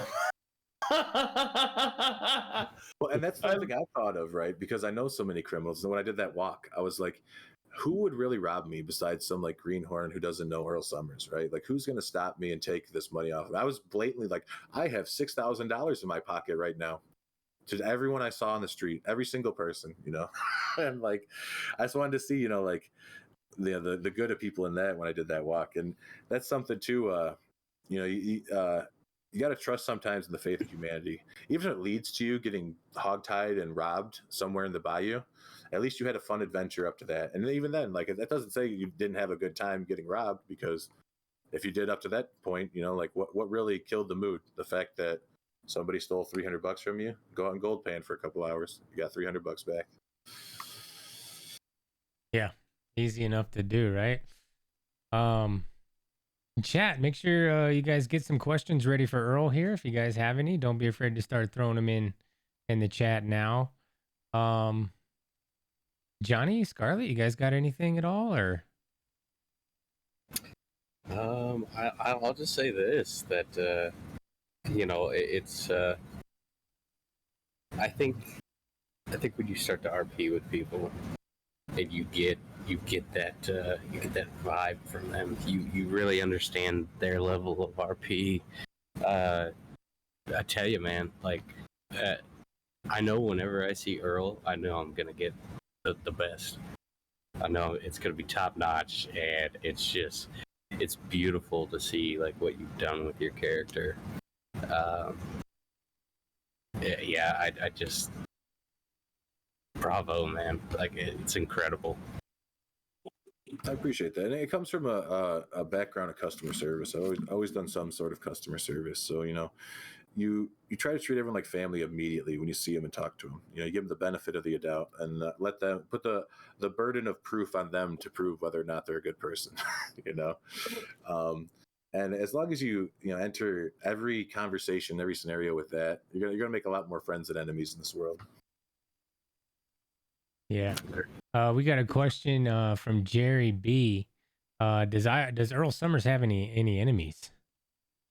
Absolutely not. Earl Summers has a lot of favors from a lot of gangs and unsavory fellas. So not too many people come after Earl Summers. He's got quite a few people in his back. I mean, unfortunately, all my ties at the Justice Department are gone now because Benny fired them all. But no, I mean, I don't think there's anyone that is necessarily like my arch nemesis or anything. Like I said, I've heard rumors. I mean, there's like this whole thing going around. I don't even want to bring it up, but there's this whole like issue of people like talking shit about me behind my back and all kinds of like weird stories that have come back to me.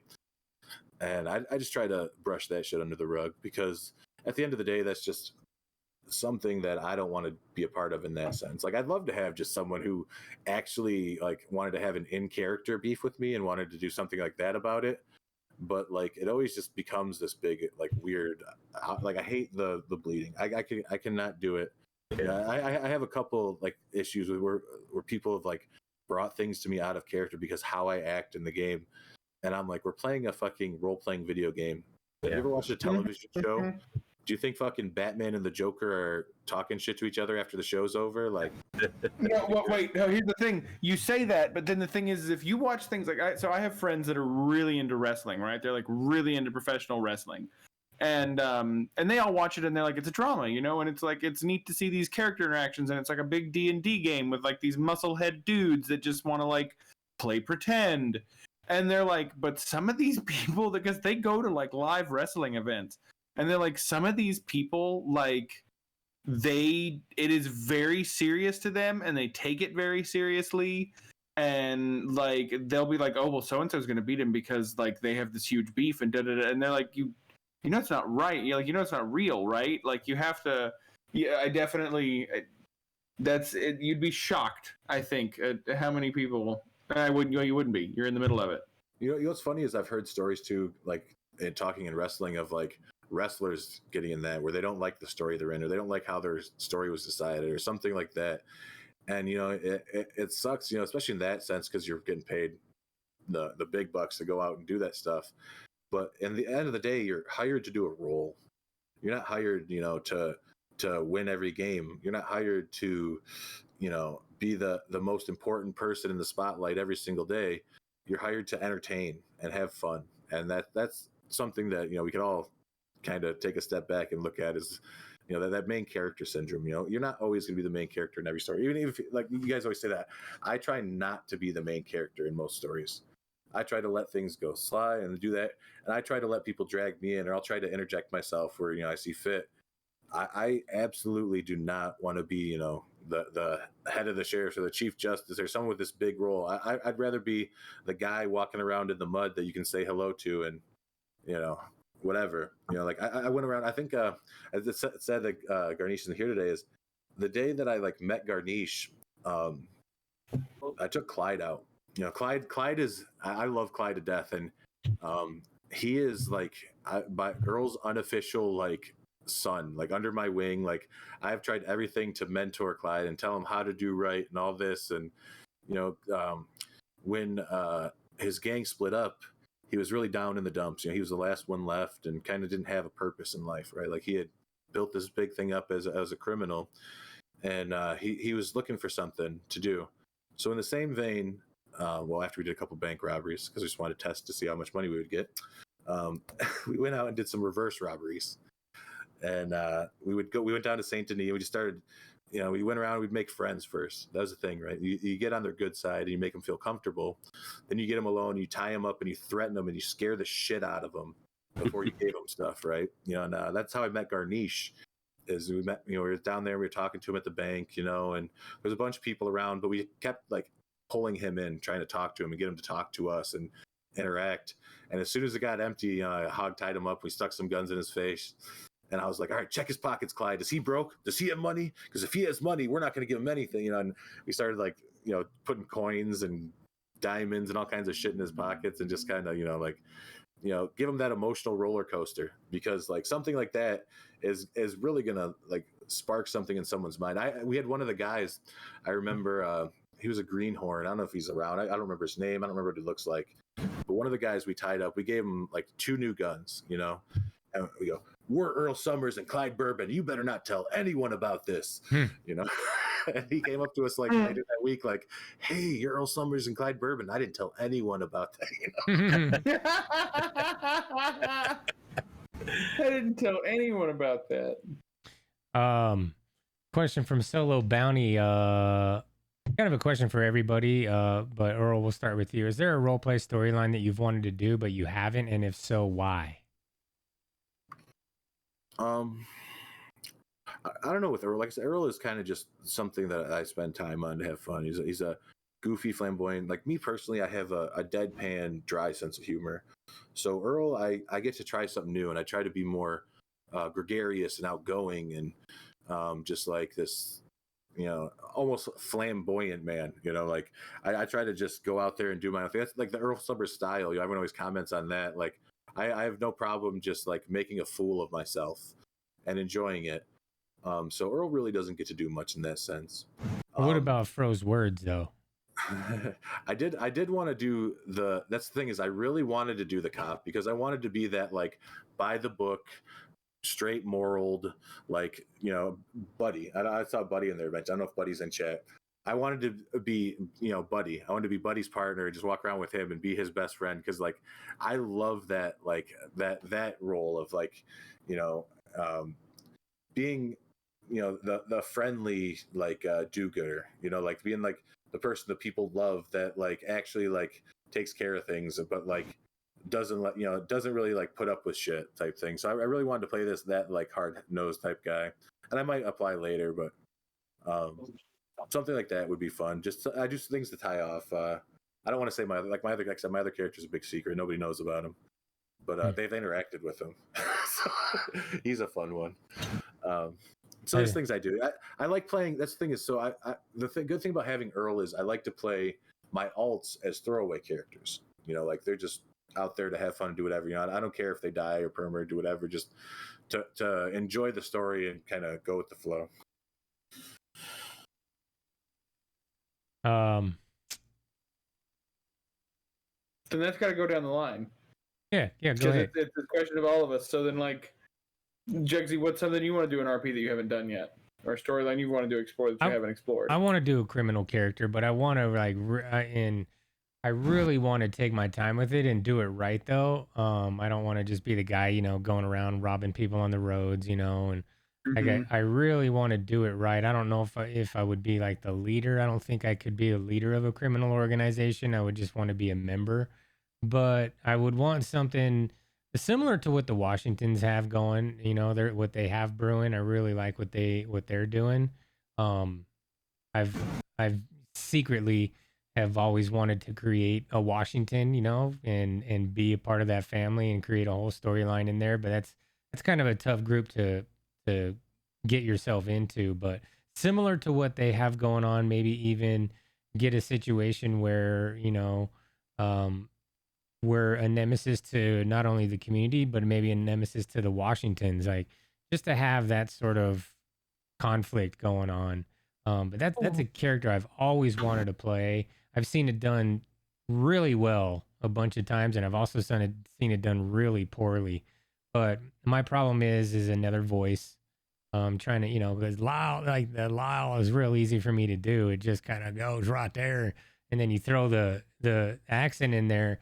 It's really easy to do. And anytime I try to do another character, I always find myself just all of a sudden Lyle's talking again, and it's so hard to get away from Lyle's voice because I've done it for so long that I don't know where to go from it. So between that and doing it the right way, I'm really having a hard time with it. What about you, Isaac? Oh goodness. See, it's really weird for me because like I've played so many different characters in the years that I've done RP, and I've played so many different things, and I've had like a chef in D&D, and I've had, you know, like the singer and the performer. The snake oil salesman is something that has really, really sung with me, and I've just really wanted to do because it's a lot of fast talking and it's kind of comedic, and it just like you can just show up and be a problem and leave, and then, you know, when everybody's like, "Hey, that dude took my money," you're like halfway down the road, like I did that. I was trying to say I changed my answer. I wanted to do the snake oil. Yeah, that's mine. Like that's the thing. I really would love to do like a snake oil salesman kind of thing. I think that would be a lot of fun. There's also a part of me that would just like to do some really inane, like silly Western job that nobody else is doing right now. Like I would love to be the only dentist in the county. And just like everyone's coming to me to like wooden dentures and like pearl teeth and like, can you fix this molar? My mouth is swollen. Like just something that no one else is doing that I think would be like make a psychiatrist, like the one psychiatrist in county who like just learns everybody's problems, and he's like, you know, that's kind of what Shield Credit was supposed to be. And then I got so busy with Isaac that it's just like now having an alt is like this fantasy that I dream of, and so Interesting you say that because on another server, I'm a psychologist, and my friends are always trying to get me to come back there. And one day Johnny was sleeping, and I was on this character, and I play her with a southern accent, and he woke up to what the fuck is going on. It was pretty funny. That was pretty funny. I Interesting. love that. Yeah. Yeah, It gets- I've got a few alts here. Yeah. In New Valley, and I've got Johnny Costner. I've got a criminal, and there's another character. It's actually the only thing I'll say. It's a woman. It is. Yeah. Uh-huh. Yeah. Has And, Lyle ever interacted with this woman? Not yet. No. Oh shit! I was gonna say, dude, don't you ever? Oh wait, so we can Actually- blend Lyle and Johnny's dream. We can make a gang of women played by men. Oh, there we go. It is so. That would be. It is so difficult though, because No. because when I'm on that female character, I have to watch what I say. Like I can't, and I think that's a big thing whenever people have ults, right? you can't, like, I can't use what Johnny knows with that woman, Right. and I try not to use the same things that Johnny would say on her, because if I say something, It's gonna somebody give would it be like, away. yeah, people would be like, "Oh shit, that's what Johnny would say." That'd be like, "Oh fuck." If you would have said that you actually play Scarlet, I would have just hung up this call. And like me and Scarlet are actually the same person. I would just shit my pants. I'd feel like the most bamboozled person on this planet. No, well, we needed to step back for a few days. We needed to rest. Hmm. And during this rest, we came up with something, and it's fucking gold. Is it not gold, Johnny? Are they not gold? It is. I Yeah. can't wait. What? Yeah. That's kind of another question we can throw at Earl is how important do you think rest is in taking a break and maybe taking a step back? Because there's times where I find myself going, man, I am just dead. I don't even know what to say next. I don't even know where this is going. I don't know even if I've talked to Johnny and Scarlett in DMs, after a stream, and just going, man, I'm terrible. And they've talked me off a ledge. How important is rest and taking breaks? Everyone has a different length of their candle, right? Everyone has a different burnout phase. Guys who can do the same thing for 20 years, and you guys who switch their job every year. It's definitely a personal thing, and you just have to cater to your own personal needs and make sure that you're happy at the end of the day. We all come on here because it's a video game we love, and again, I say this, it's that serotonin kicks, my depression kicking in over the mic. That having those fun interactions and things like that, like it'll it can be addicting to really enjoy those things, and like any addiction, when you're not getting your fix, you get upset and you get grumpy and things like that happen. And you see it with a lot of people all over the place. So even if it's not rest, if it's different activities, different things to do, go exercise, go for a walk, go spend some time just watching television, whatever, just like Go touch grass, as they say. Yeah. Yeah. That's what kids are saying these days. Yeah. Just go touch grass. It's funny. Yeah. That is what they say, and it just, because like what you're saying, that need to rest is so important. To, like, you do have to, I literally did that today. I mean, I'm sure you saw where I was like, hey, I've literally made myself available for like the last 3 weeks. I'm gonna go and have dinner and like go out of my house and just not be right at my phone and right at my computer when somebody needs me. And like it's you have to, I think, push away, because it's like you were saying earlier, you're not in everybody's life every day. So why try to do that in a role play situation? Because ultimately it kind of detracts and pulls away from what your character can give. And, if you're too available, then everybody just wants you all the time. But if your availability is more of like oh wow, this person showed up, it makes it more special and more engaging.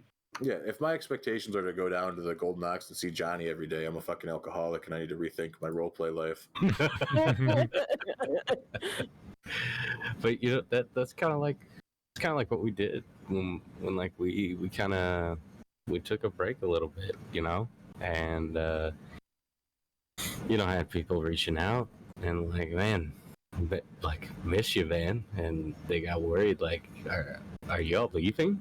And it's like, no, just needed a breather, needed a moment, and in that moment we came up with our other female characters, and so we brought them out a little bit and stuff. Which doing that, I love it, right? Because it's a whole different role than what Johnny plays. And I think professional ghoster. Yeah, awesome. I think you've met my criminal character once. But yeah. Oh, those guys. Yeah, you have. But yeah, like in your break, if you take the time to think about, those other things that you want to do, that's different from what your quote unquote main character does. It gives you kind of a relief breath of fresh air, I guess you could say. So, yeah, I think that's always a good way to take a break.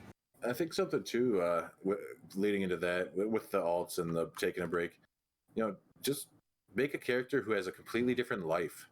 If you spend your whole time sitting in Saint Denis or sitting in Valentine, talking to the same people, doing the same things, create a new life, create a new person that you could just hop on and you have a completely new circle, completely new friends. I mean, even if you have to OOC message someone like, hey, I'm having a rough time. I need something else. What do you guys do out in Blackwater that I can come be a part of? And you guys, make some different characters and do something. Spread it out. Don't harp on. I have to come out and do my job every day and set this, picture for the whole county to see, or else I'm going to be forgotten thing, because everyone's here all the time, and no one's expecting you to put on a show for them every day. Yeah. Well, what do you think of scripted RP then? Like, so you're like, for me, I really, really appreciate the natural stuff. But that's me. So you're okay with it, or like creating a scenario, or what? Scripted RP can be great, right? Just as long as you're not deterring too far from natural flow. Because if you try to stick to a script too hard and something like this where everyone's improvising and not everyone's in on the script, you're not going to meet your end goal of what you wanted out of your script, right? You're going to be upset with what happened to the story. So, I mean, as long as you're open-minded with it and you have some type of goal, I have this character who wants to do this and our goal is this, we're doing that. I don't see an issue with it. Interesting. I think scripted RP is one of those things too that I definitely appreciate the natural. I appreciate like the organic, the what comes and what happens. I never want my first interaction with any character ever to be a scripted thing. Because I always want it to be, oh, I met your character naturally. We realized we had a connection, and then I think, you kind of just keep interacting, and it's kind of like, then it becomes like friends, and what I mean by that in the sense and like the way that I'm thinking about it is that, like, because it's something that it's, you can have these really tense situations, or you can have these things that are really severe or happening, and I think that it's important to make sure that the line of communications are open, so that you're not like muddling emotions, or so that you're not, having that bleed or that kind of thing. So when I think of scripted RP, I think of just simply like my knee-jerk reaction is, does that fall under, like you said, like straight up scripting things out, or does that fall under like just reaching out to somebody and like clarifying, a couple of in-game things, or being like, hey, this is where the emotion is, or just want to let you know, like, I don't have anything against you, like, because some people I think do consider that scripted, and so I always wonder, like, where's your line? Like, do you think there should be no out of character communication, or do you think like some out of character communication is permissible and like okay? I mean, all right, so I think any amount of out of character communication is fine, as long as you don't bring it in character. And that's not saying that's like deterring away from the come to Valentine and sell me a gun messages I get 6 times a day. Is the if you want to message someone and be like, hey, I love the situation we had here, one of the I adopted a girl, and she like ironically calls me daddy, right? And she's the most like innocent, nice girl. So it's funny when she says that around people, because everyone's like, what the hell? But that's like, just the thing, it's just a hilarious thing, a little quirk that we have between us that, is between us type thing. And that's something that we will found fucking hilarious, that it's like, oh, that's funny that everyone fucking just dies every time you say that type thing. And she's like, I know, we made that a thing, or actually, so bringing up Juliet, she told me that when she first met Johnny Costner, she said, oh yeah, Earl Summers, that's my brother, he's really affectionate, he likes to kiss me a lot and this and that, So just weird stuff like that, can be fun, if you have like little inside jokes, stuff like that you drag into the world, stuff like that can be great. It's when you do too much of the metagaming, the outside information that your character shouldn't know or shouldn't do. Yes. That's something where I draw a line. Yes. I agree with that wholeheartedly. Anybody else have any questions at all? Or Isaac, sorry, I didn't mean to cut you off there. Sorry. No. Go ahead, you please. You're not cutting me off at all. Yeah, as we get to these last few questions, Earl, is there anything that we may have left out that you want to, tell us about, or how can we get to know Earl a little bit better? Walk into me and say hi. I am the most friendly person in the world. I may be busy. I'm always busy with something, I swear. Like I said, I feel like I'm getting pulled in 6 directions at once. But as long as you don't ask me to purchase a ranch, I'm usually pretty friendly. As long as you don't ask me. I have put in 20 applications for Beecher's Hope. None of you are getting it. I'm buying it myself. None of you are getting it. Can we talk about? Let everybody know that I'm shitting the system. Can we talk about how Irl Summers decided it'd be a good idea to steal the Lancaster and Costner farm, or should we just let that for the next episode? Okay. Or? Yeah, absolutely. No, I would love to touch on that. Okay. So the Lancaster Costner farm was stolen from Irl Summers by Clyde Bourbon. Oh my god. Okay. So that pig pen, there was a big huff about this pig pen for a long time. As you know, my wife runs the Chunky Moose. The Chunky Moose, she sat there last week on a Saturday and no one walked into the building for 6 hours. She sat there alone for 6 hours cooking and doing whatever. And Oh wow. so I've always worked extra hard to make sure that she has all the food and plants and meats and everything, so she can just come in and enjoy her time. Because she has a busy life. She has kids and a husband, and she works she's a spy for a fucking airplane company or something. I don't fucking know. So she doesn't have much time to actually play the game and enjoy it. So I try to do the most for her there. Those pigs, Irl Summers has fed, rolled in the mud with, danced with, taken for walks. I have a family tree I made at one point. I was going to take him to court for this because I was getting arrested for butchering those pigs. So I made up a fake family tree of all the pigs' names going back generations and generations. I had a professional photographer come in and take pictures of me playing and rolling and dancing with these pigs. There's a big storyline behind those pigs for quite some time. Eventually got swept under the rug, but... And then we I bought want you to it. know that it got swept under the rug, and I feel severely sad about that because it was one that I wanted to see happen. But just with everything that was going on, I was like, I gotta let the old weight go, or we're gonna drown. I feel bad because I think it almost pushed Jock out of the police force too. Because I was so bad about it. I was just obstinate about these fucking pigs. I purposely got myself arrested 4 nights in a row to be put in front of a judge so that I could defend myself and the pigs, and we just couldn't get me in front of a case. Eventually, I called Jesse Dawson down from Tumbleweed, almost kidnapped him to have him arrest me to try and get me in court. Just to try and get this case heard. Because I wanted to pursue that storyline so much, and I wanted to go through with all this, and so it became quite the thing. So when that pig pen was available, I was going to say I was going to buy Johnny's ranch when he came up, but you guys didn't show up for a while until they were gone. So I was like, well, if they come back, they come back, but I don't think they're going to be back in the same form. Johnny has wanted to be a rancher. Like he grew up on a farm. Tell him, Johnny, how we felt when we got that ranch and Lyle. Oh yeah. Well, so here's a good example too. We found out you kind of took our ranch in character, and it was all in character.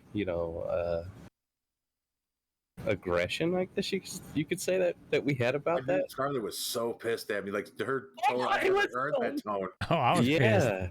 Yeah, but see, look, that was all in character. Yeah, and you're still here on the podcast. We're not shit happened in character. We're not gonna have you on the podcast now. I don't like Earl. Yeah, it's one of those things it's all like we said, it's a game, it's all in character. Keep the two separate. Fuck that. I'm So- pissed, man. Actually, I've been waiting for an actual letter from Johnny for a couple days now. So Oh, I don't get that letter back. I'm about to bleed some shit over here. I'm about to Send it bleed to some shit. I'm about to Lyle. bleed all over this podcast. I lost money on that investment, man. I'm pissed off. I don't know how he was farming so hard. Some of those guys made so much money. That's why they shut him down. Is people were we abusing- did. People were Yeah, we abusing loved the it. shit out of those ranches. Tell you, there's Guys some were making over $1,000 an hour doing it. there's some really good RP with it. If we were able to, You could hire people and do it the way the script was meant. But yeah, they got to catch it up. And stuff. I see it coming back strong and being something good. And I think the way that Sin kind of made it sound that it'll be available to anyone type thing, you can just put it on your property, will kind of shut a lot of people up with their crying. You know? right?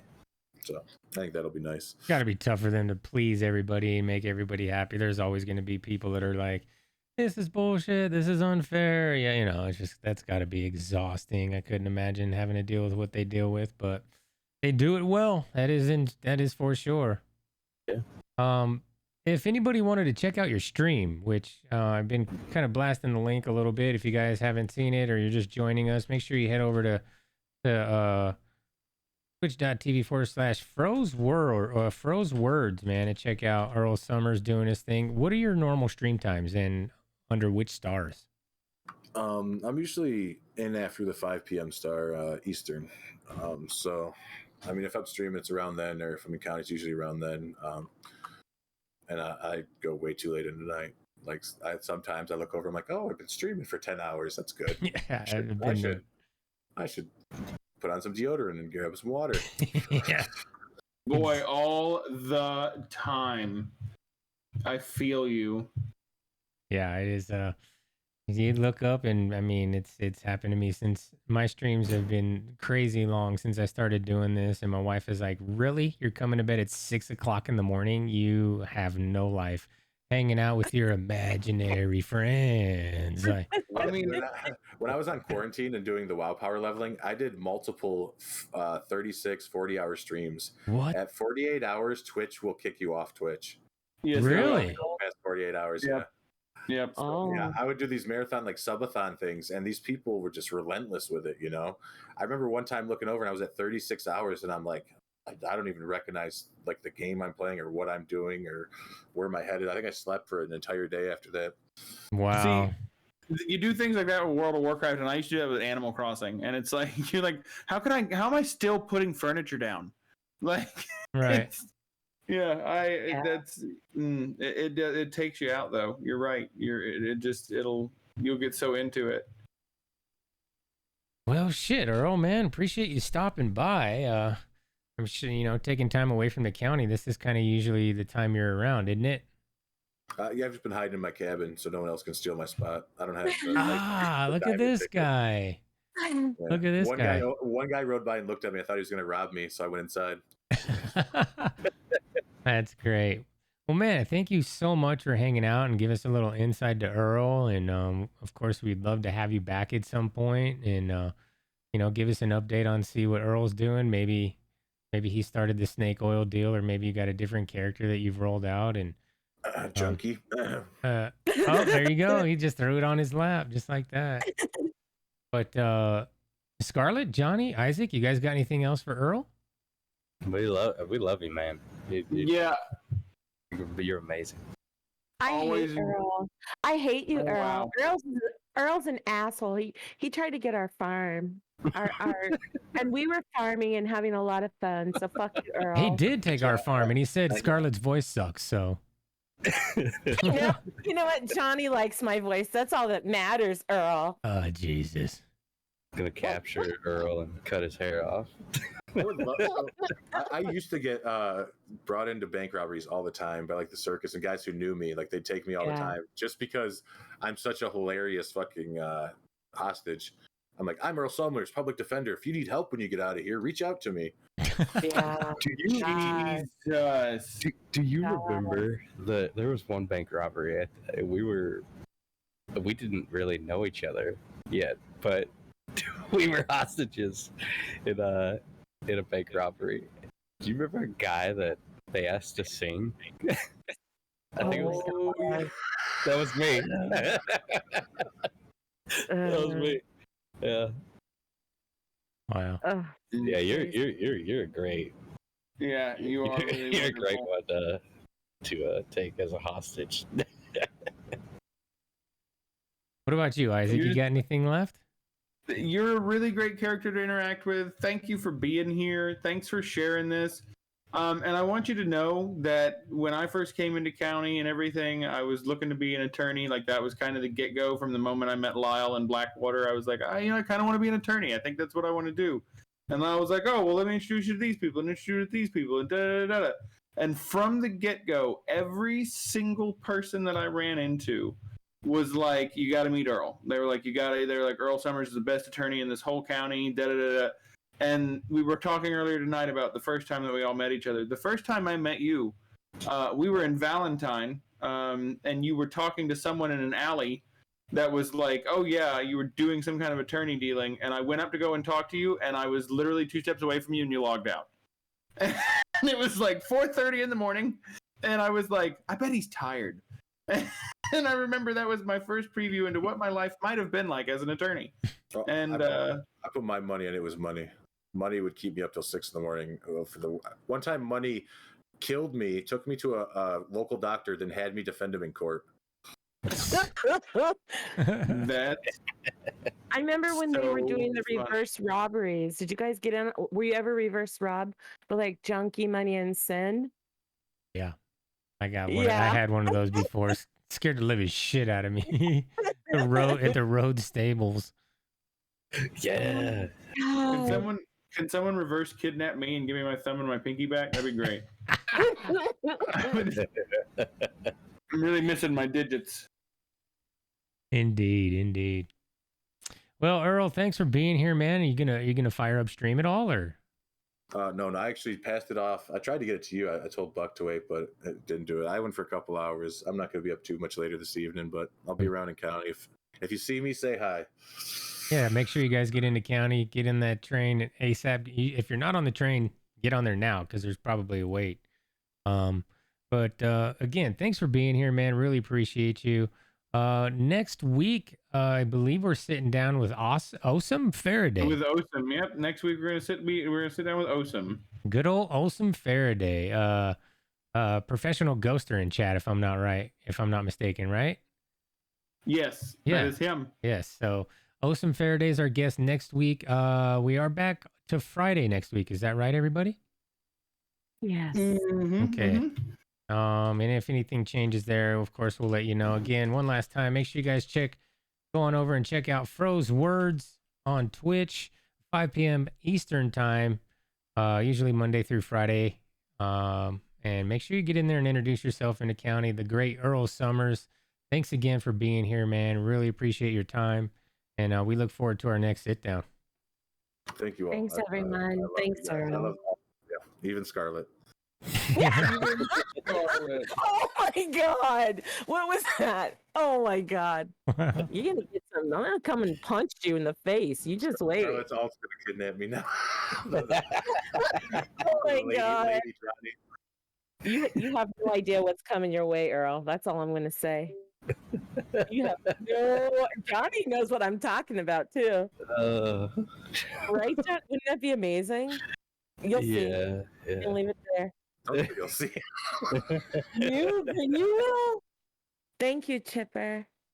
Yeah, thank you guys all, everybody, for tuning in and hanging out and checking everything out. We are going to send it on a raid real quick, and then I might fire back up here shortly. We're going to send it over to the man we spoke with last week, Tribe of Cass, and who plays Mr. Jesse McKnight. But let's go show him some love. And in the meantime, thank you again, everybody, for being here. A big shout out to Irl Summers. Go follow him on Twitch. Go check him out. And until next week, until next Friday, New Valley Podcast signing out, saying bye for now. We'll see you guys in county. Bye. Thank you, Earl. We